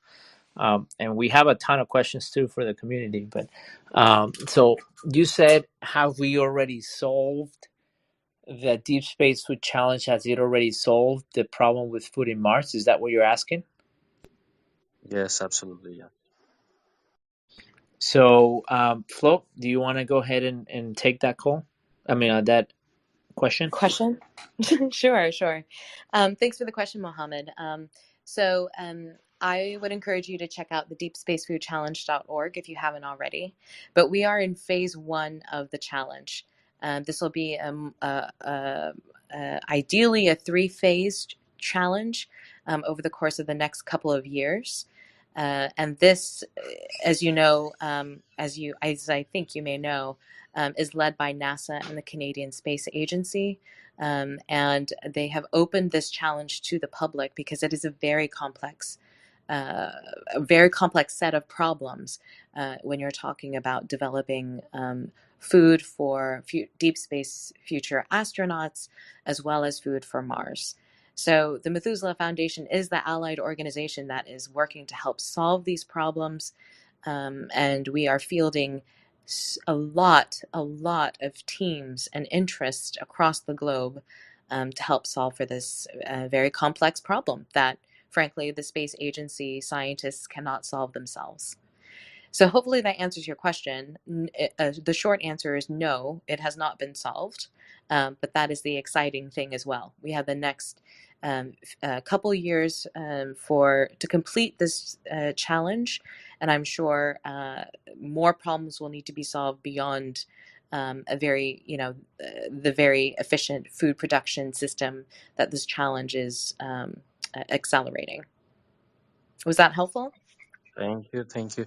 Actually, one of the beautiful things about Dogelon Mars is they released some comics, and in the comics we have some clue about Deep Space Food Challenge and the others project who work with R or U. So I think one of the comics shown us some food in the Mars. Do you know about that, or did you see that? So, from what I understand, Mohammed, this token was always going to be a creative project. So the creators of this token decided we're going to make ELON and build a really cool community around it. People that have an interest in Mars. We're going to create comics, which I think are fantastic. I think they're trying to push them out a little bit faster. And it's just, these are people that grew up watching, Nickelodeon and Cartoon Network and a bunch of other really neat comics. And, they're enjoying life. They're trying to be creative and maintain a creative outlet. We don't have access to the comics except for the fact that they allowed us to ask one of the artists to create a Methuselah on Mars in order to communicate with the community and to share our deepest desire to have this community be a success. But aside from that, we have no creative say in the challenge, in the comic, and how it could pertain to the challenge. What I would say is that if we're in Mars, if humans are in Mars, they definitely would have food. So I think that the comic just portrays a world or a future where humans are in Mars and they have access to food. But I wouldn't correlate one or the other. Yep, I would Thank say you for answering. brass tacks would not read too much into what the comic represents, because it is more on the creative side, as Sergio mentioned. But yes, thanks for your question, Mohammed.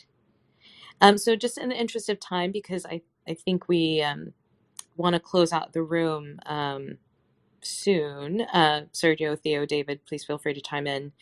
But if we can move on to Jason. Jason, welcome to the stage. And by the way, David and Sergio, Jason has an extensive background in 3D printing. So if you want to touch on that with him, now's a great opportunity as well. Thanks. What David was saying earlier about volumetric 3D printing, yeah, it's pretty exciting technologies that are on the forefront for all of that. I was browsing the Methuselah Foundation website of projects that were funded, I guess. So I have a question surrounding that.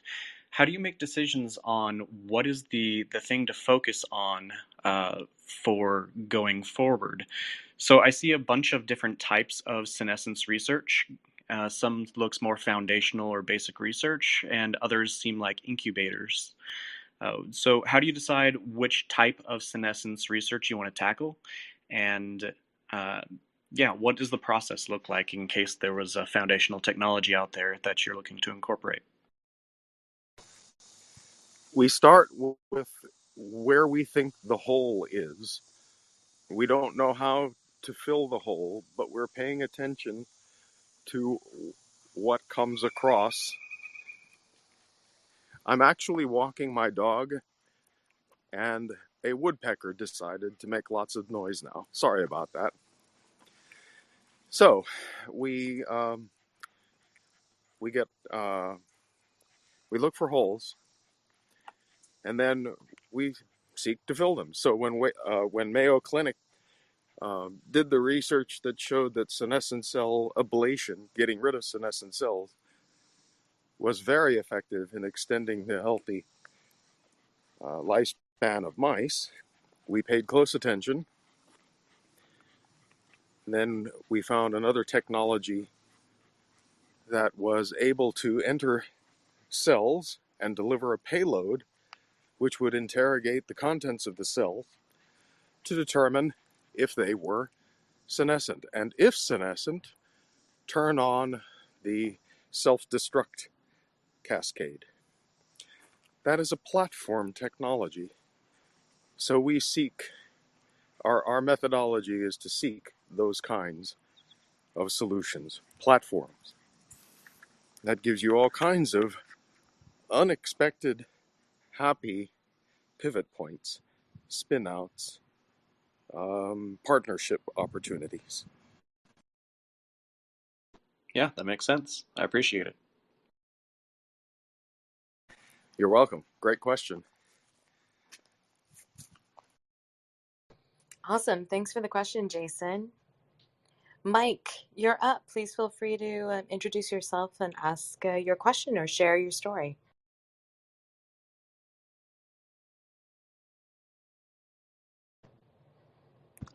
Hi guys. I don't want to take up any time if you gotta go, but my question was very brief. I just happened to be listening to David Sinclair this morning on the Joe Rogan podcast. I know he's very interested in life extension, and I was just wondering if you guys do anything. He brought up NMN and metformin as very interesting things for life extension and increasing the length of telom. I don't know how to say the word, but just if I don't want to take up any Telomeres. Yeah, telomeres. Sorry. Just if you have any comments on any of that, that's really it. Sure, there are drugs that are available and supplements that are available that have shown some powerful, useful activity in the area of restoring elements of youth. They probably are not appropriate until you're 40 years old or older. And further, if one gets involved in this space, it should be under the care of a physician and not done, out of school. The difficulty now is finding a physician that would be willing to entertain this But they will appear more and more because these things actually work. The key question, though, is since we are each different from one another, which of this cocktail of possibilities will work for you individually? And that's a field of discovery, uncovering, that is yet to be done. So there are many who have been following the foundation and Sen's Foundation and others who are doing self-experimentation, and some have found very good results.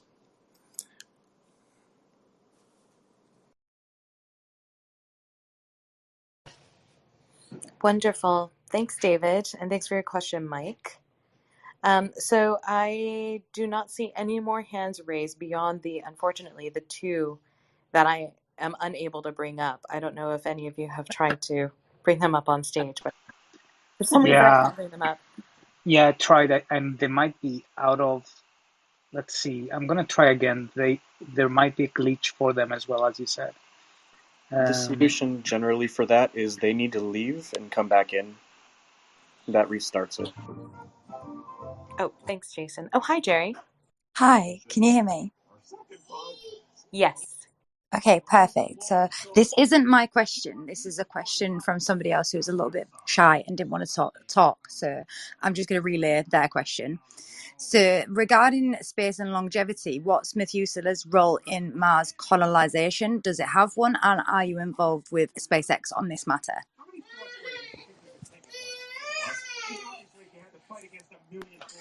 If you can't eat, you can't be a colonist. The point of the Deep Space Food Challenge and the Vascular Tissue Challenges are to make sustainable settlements possible. And if you take a look at the competition rules and rationale, you'll see that it's very explicit that that's what the challenge is about. As far as who are the participants, we are unable to say. So I am sorry. I wish I could. No, that's fine. I understand why everyone has to stay anonymous. I'd want to be anonymous. Yes. However, winners for phase 1 will be announced later this year, towards Q4. And so we're very excited to announce the winners of phase 1. And so yes, more competitors can join for phase 2. And that's very exciting because phase 2 is really about an actual table demonstration of their novel food tech. And that will be announced late next year as well. So hopefully that's helpful. I think I would add to this, in the Telegram, people are wondering whether or not Elon Musk is involved. So a couple of questions pertaining to SpaceX. Maybe just a way of asking whether or not he is involved. So Dave, is Elon Musk involved? Not to my knowledge.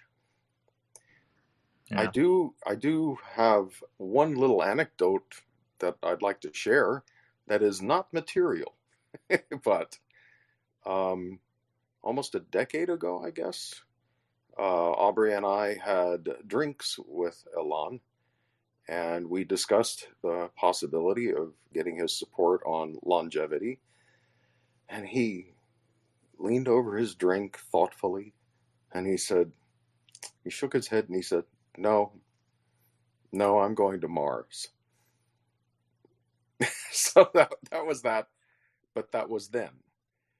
It seems like destiny is bringing us together because his colonists will not be able to eat or stay alive without our help. So we can just be patient. Also, oddly, that same day, over drinks, he said, Hey, wait a minute, let me show you something. He reached into his pocket and pulled out the very first rendering of the Model S. Just randomly, we happened to be there, when he finally saw what his dream car was going to look like, and he, like a proud father, was showing it to us. So I was very honored with that. So that's the Elon Musk story. I did read somewhere like a Being long a time Tesla ago. owner. I read somewhere a long time ago that eventually Dogelon may be used as a currency for buying a ticket to Mars. Is there any truth to that? Current truth, since you can't buy a ticket to Mars. Oh yeah, true. Okay, that's a dumb question. I'm gonna go now. It's not a dumb question at all. I love it, actually. The answer is, it is in our hands. It's in our hands whether it is or not. Well, I'd like to see it happen that way. By ours, Dave means all of us, the community, not just the Methuselah Foundation. Yes, thank you for that correction. Yes, the entire Dogelon community, which will grow dramatically over the months to come. I have a question from Florina, and it's a request from the community. They've asked if you are able to join the Telegram and share some of your insights, or even pop in for a chat with them. They're actually very excited listening in to you. That's very kind. So I will have to sheepishly say that I have yet to join. Obviously, I will join. I just need to create an account or profile and join the Telegram conversation. But Sergio tells me that it is quite engaged, and I'm really excited to join. So thanks, Theo. Please convey my my gratitude. Yeah, I'm definitely sure they're listening in on us. I've checked also any messages that were sent to me. It seems like we already discussed any questions that I've received up to now. So I'm wondering if it's been already almost 2 hours, if Sergio and David are still willing to go for a few more final questions, if anyone in the audience wants to ask something. I'm game. Yeah, same. I do have a couple of business calls that I need to take, but we can start wrapping up. That's not bad. Yeah, I guess. I don't really see any other questions for now, so I guess we can wrap up our call. And just a final question: do you think you could be doing another Ask Me Anything session with us and the community? Sure, this was enjoyable. We're grateful to the community and their attention and interest, and we hope collaboration grows.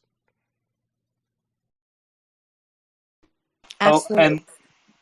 And we're getting some final hands up, so I'm gonna invite people to come and speak, and let's see if we'll be able to. Yeah, there they are. Adam, do you want to ask your question first? Hey, sure, yeah, thank you. Good evening. I'm in the UK. Just a kind of quick question, I hope.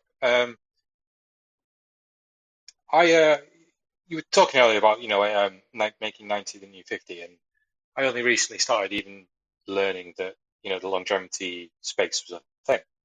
I was wondering, do you have any ideas on when you think the space might become more apparent to the general public, and what the catalyst for that might actually be? So, just people who aren't, Clubhouse members, for example, might actually be starting to talk about these things. Thank you. So if I can chime in, Adam, what's great is that people are already talking about this, even on Clubhouse in some very big rooms. So the thought leaders on longevity, including David Gobel here, Sergio, Ruiz, folks like Aubrey de Grey, David Sinclair, they're all on Clubhouse, and they're all talking about longevity. And it has been much more mainstream now than it was in the last 5 years. Let me mute. So So yes, as you learn more about it, you'll see the conversations that are happening on it every day across social platforms. And in terms of us driving more awareness around it, we are involved in projects like the Deep Space Food Challenge with NASA and the Canadian Space Agency, centered around the future of food and food innovation to feed both future astronauts in deep space as well as people here on Earth, because of course nutrition is at the core of healthy human life. So it's projects like that that I think are helping to bring longevity more mainstream and drive awareness. And if there's anything that you've heard about or anything that you think we should look into, please feel free to email us. You can DM me. My Twitter handle is in my bio. But we're always all ears and very interested to hear anyone from the community and their perspective. Oh, brilliant! Thank you. Yeah, just some of the stuff I've been hearing just in the last couple of months seems pretty almost mind blowing. Like some of the claims that certain scientists have been making. So it seems pretty crazy that it's not even bigger than it is. But anyway, yeah, thank you very much. I'd like to just say a few words, Adam, and that is that in the last year there's been tremendous progress, but given the political situation in the world and the pandemic in the world, it's sucking up everybody's mind share. So there's no sense in pushing messaging when everybody's attention is elsewhere and their hair is on fire. So we'll be here when that is toning down a little bit. Good point. Yeah, thank you. And I guess let's leave it to two final questions so we can close this discussion. Mohammed, do you want to go first? Thank you. I really don't have any question. I have one of funny fact about David, Aubrey, and Elon Musk. They all have like geometrics, I think. So that's it.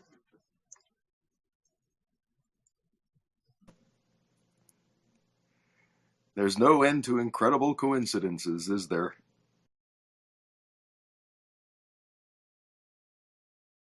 And MMD, do you want to ask your question?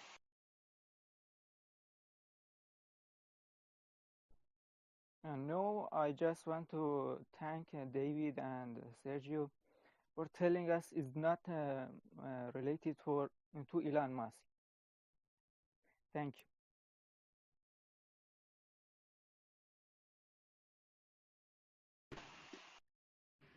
Yeah, you're welcome. We're trying to tell you and the community as much as we can and know, as much as we can from a legal and regulatory perspective, and as much as we know from what the dev team and what we have seen and encountered. I just want to make sure everyone, this whole conversation has been an incredible display of trust in the community from us at the Methuselah Foundation. We hope that everybody takes this information and is responsible. We can't take responsibility for people's investments. If anything that was said was seen as an advising a statement or comment or an encouragement comment to invest in any kind of token, not just Elon, please please take a step back and realize that that's not our intention. Our intention is just to for you to get to know us. Hopefully, we can continue to be a part of the community and all be and adding value to each other's life, and hopefully, we can keep our goals of extending the healthy human's life for extraplanetary species. Perfect. And yeah, I guess Scott has been able to join us. He's been having his hand up for quite some time. Scott, do you want to ask a question?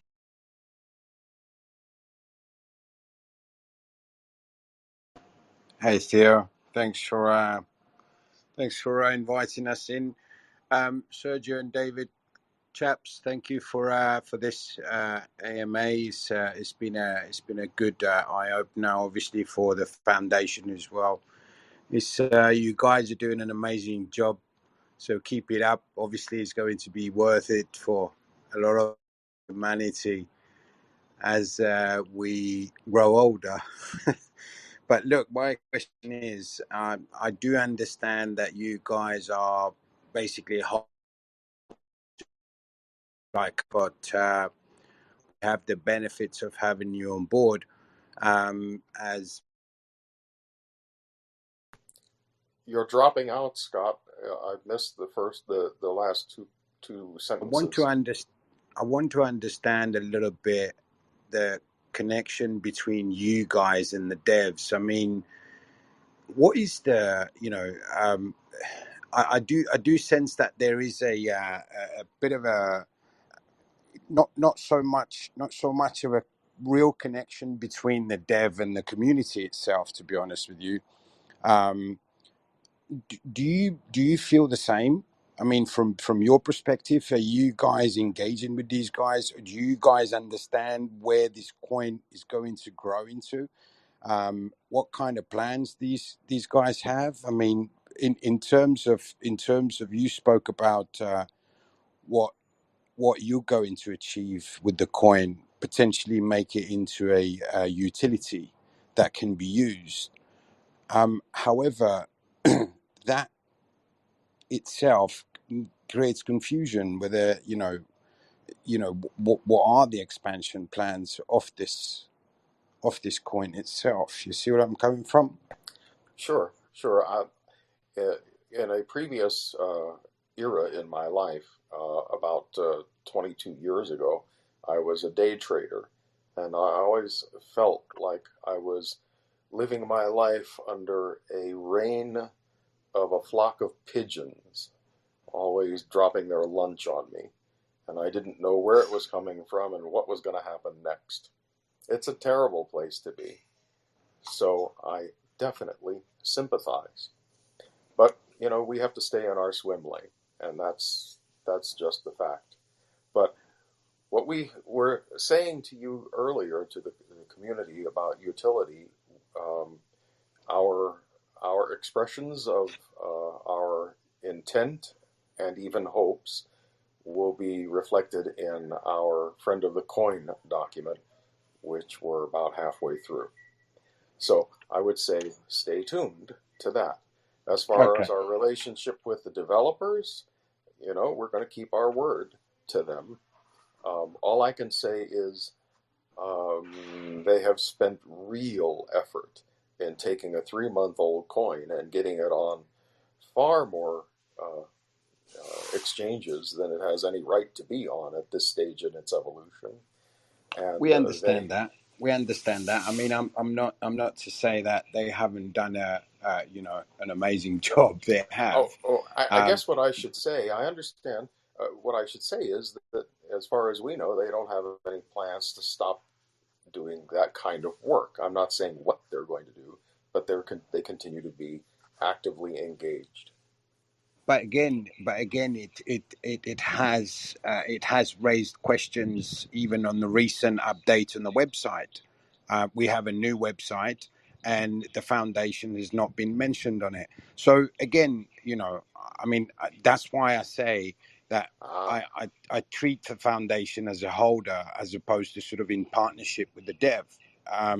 So is that true? I mean, Well, the So ELON is being built just as an ELON coin, but the foundation is there just as an investor, just like us. Or are you guys really engaged with them? we can't be, Scott. We have to be careful with the regulatory sphere.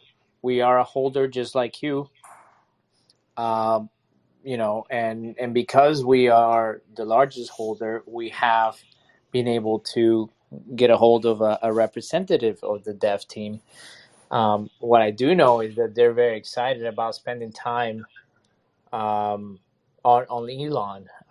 We can't take that on I have to be blunt because, quite frankly, our legal counsel was blunt with us. We can't take on a responsibility because it's just simply not true that we're developers or we have the ability to sway the market one way or another. We want to be seen as a holder. When the dev team reached out to us and said, hey, there's going to be a website, we said, oh, that's pretty cool. We don't necessarily need to read the copy before it comes out because it's not our website. We're not paying for it. They said, well, we're going to focus on the initial, the initial target for the ELON, which is, to have a really cool cartoon and to congeal a community of people, smart people that want to go to space, and the value will be in the community. And we said, yeah, we don't necessarily need to be front and center. We are just a holder. Because of the promise that is ELON becoming much, much more valuable and what it could do to giving out grants in the scientific world and moving scientific projects along, we are excited to say, we're happy to potentially, announce grants given in ELON.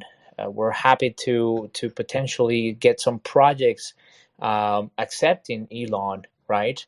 Or having other kinds of really cool ideas to do with the 43%, just like somebody who has a bank account with a lot of money can do projects with it. So, and then what that does, it creates hopefully a value to the coin because someone's doing something aside from pumping and dumping, right, and exchanging into other fiats. We don't want to take over the coin. We can't take over the coin, from a regulatory perspective, and we got to be very careful with that because what good is it for us to all of a sudden come across as the creators and the devs of the coin and the ones that are just pushing it all ourselves, and then we lose the foundation status and we're told to shut down, and then all these great scientific minds and projects go into a limbo. So we have to be very careful about our relationship with the token. Our relationship with the community, we love it. We're here to keep communicating and educating and being educated, but we just got to be very mindful. Totally understand. Okay, thanks, chaps. Well, look, wish you all for the best, and let's see where this brings us. Obviously, the more of a bigger community, the better for us as well. But hopefully, the dev is gonna start impressing us a little bit more than the amount of work they've been putting in. Yeah, what I would say this is, Scott, they do review the Telegram chat. I mean, they're avid readers of it, and they like a lot of the conversations. When I come in, I try to have as much of an intelligent conversation. I just send gifs and funny pictures, which are awesome too. I mean, don't get me wrong, I enjoy them, but sometimes they get ideas from the community. Just recently, for example, some people are talking about oh, why don't we do an audit, a certic audit of the coin? It'd be nice to have that just as a chat. And I brought that up to one of the reps, and they say, wow, we're it's only 2-3 lines of code. We don't think it really is, it needs an audit, but we're happy to see if we can pull that off and get it done soon. So those are the kind of ideas where people like yourself and like myself and like the foundation and everybody really, and this is the cool thing about a cryptocurrency, a decentralized format, is that anyone can have the ability to inspire the devs. And if enough people start talking about it, the devs will notice and prioritize things. So, for example, if you think the coin, the ELON, should do something or be attached to another, partner, then we should all just, address it in the Telegram chat and communicate with them. It's a little bit of a black box in a way. Well, Sergio, Go Simple ahead. things like, hey, giving the community a bit of a heads up. Hey guys, we're going to be doing this next week. We're going to be launching a new comic or whatever it is. You're communicating with the community. I guess that's what the lack is right now into that Mm, community, because we have a bunch of admins that are fighting off food. People that are unhappy, they come mm, in, they invest. The coin is going down. Obviously, the market is challenged as well, things like that, but none of this is being heard from the actual dev, and nobody's actually talking to us about that. It's right. just it's these are the challenges that the community actually, to create that bond. The dev is No, not, that makes sense. it's not bringing that bond into the community, and that's what is needed, and that's why I've been sort of being quite frank and open into the chats in the community. I've been banned about 5 times just because maybe I'm a bit too frank. But, being a business owner myself, that's how I see it. If we want to grow something, we got to have that bond with the team itself, whether they just saying, oh, we're busy. Even a simple thing like, updating the community would actually be a bit more, more Well, yeah, beneficial booster. for the coin itself as well, because we see quite a lot of negativity even on the social medias right now.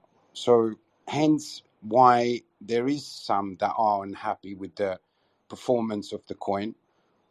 And I understand that we've got to get rid of the bad hands as well, etc., etc. However, why isn't the efforts being shown to the community what we're going to be doing? I think I can just jump in here because these AMAs for the Methuselah Foundation to introduce Of itself course. to Sorry, the Theo. I Elon moved. community. I moved into a bit more of a personalized community questions, because Yeah. I No, but I would understand say, Scott, that Sergio and David maybe have some access to the devs, perhaps because when we speak about these issues into the community chat, everybody says we don't know them. They're all anonymous, and who do we speak with? You see what I'm saying? right. What I would say to that is I think they put up a Medium article, and their goal is to communicate through there. But just like there are people like yourself, Scott, who may who may be craving just a little bit of a bit of information. There are a lot of people who also don't really care much about it. So I know that Right. the Medium article was received like a meh kind of a thing, and maybe as a community, if we see an effort like that by the devs or by the creating team, who just got certified on Twitter, by the way, because they want to make sure that they maintain communication channels. I think if we just cheer them on and just share their their desire, I think we'll have a little bit more of of that kind of interaction. But I mean, your point is well taken. I think they, we should just keep letting them know in a very respectful way. Hey, we crave that relationship. Let's set it up. Let's continue to set it up. When is the next? So I'll relay this to them if we have another call anytime in the next few weeks. But by all means, I think at some point they'll probably even listen to this, and hopefully that it'll motivate them to be a little bit more hands-on with communication. Understand. Look, I appreciate that. Thank you very much for your times, chaps. And look, great work you guys doing, and really supporting you. Thank you. Thanks, Scott. And I guess Thank you. we'll be closing out our AMA. I would like to thank both David and Sergio for generously giving us so much time and so much, a space to this platform for us to raise any questions we have. And I would definitely look forward to having another session with you and even Florina, if that would be acceptable with you, maybe in the coming months. thank you, Theo, for putting things together, and we really enjoyed the opportunity to communicate with the community. And yeah, we'd love to do it again when there is enough new stuff to talk about. Right. And thank you, Theo. I know that this is just a representation of what the community can do. We don't need to get all, 100,000 people involved. You could just take a handful of really, really capable individuals to put together something like this on behalf of the whole community. So thanks for doing that, initiating the whole discussion. And thank you all for being kind to us and getting excited with us about the future of medicine, longevity, and space. Perfect. Then everyone will be closing down this room. So thank you very much for listening in. The session was recorded, as I understand, from one of our moderators. So it should be going up at some point. I'm not sure if it's going to be edited. It's very long, it seems. So almost 2.5 hours. Thank you very much again, Sergio and David, and Florina as well. Okay, thank you. And don't tell anyone, any of the attorneys that that you're recording any of this, because they'll have a heart attack. We don't need to know about this. Yeah, I know what you mean. Okay, bye-bye, everyone. Thank you. Bye-bye.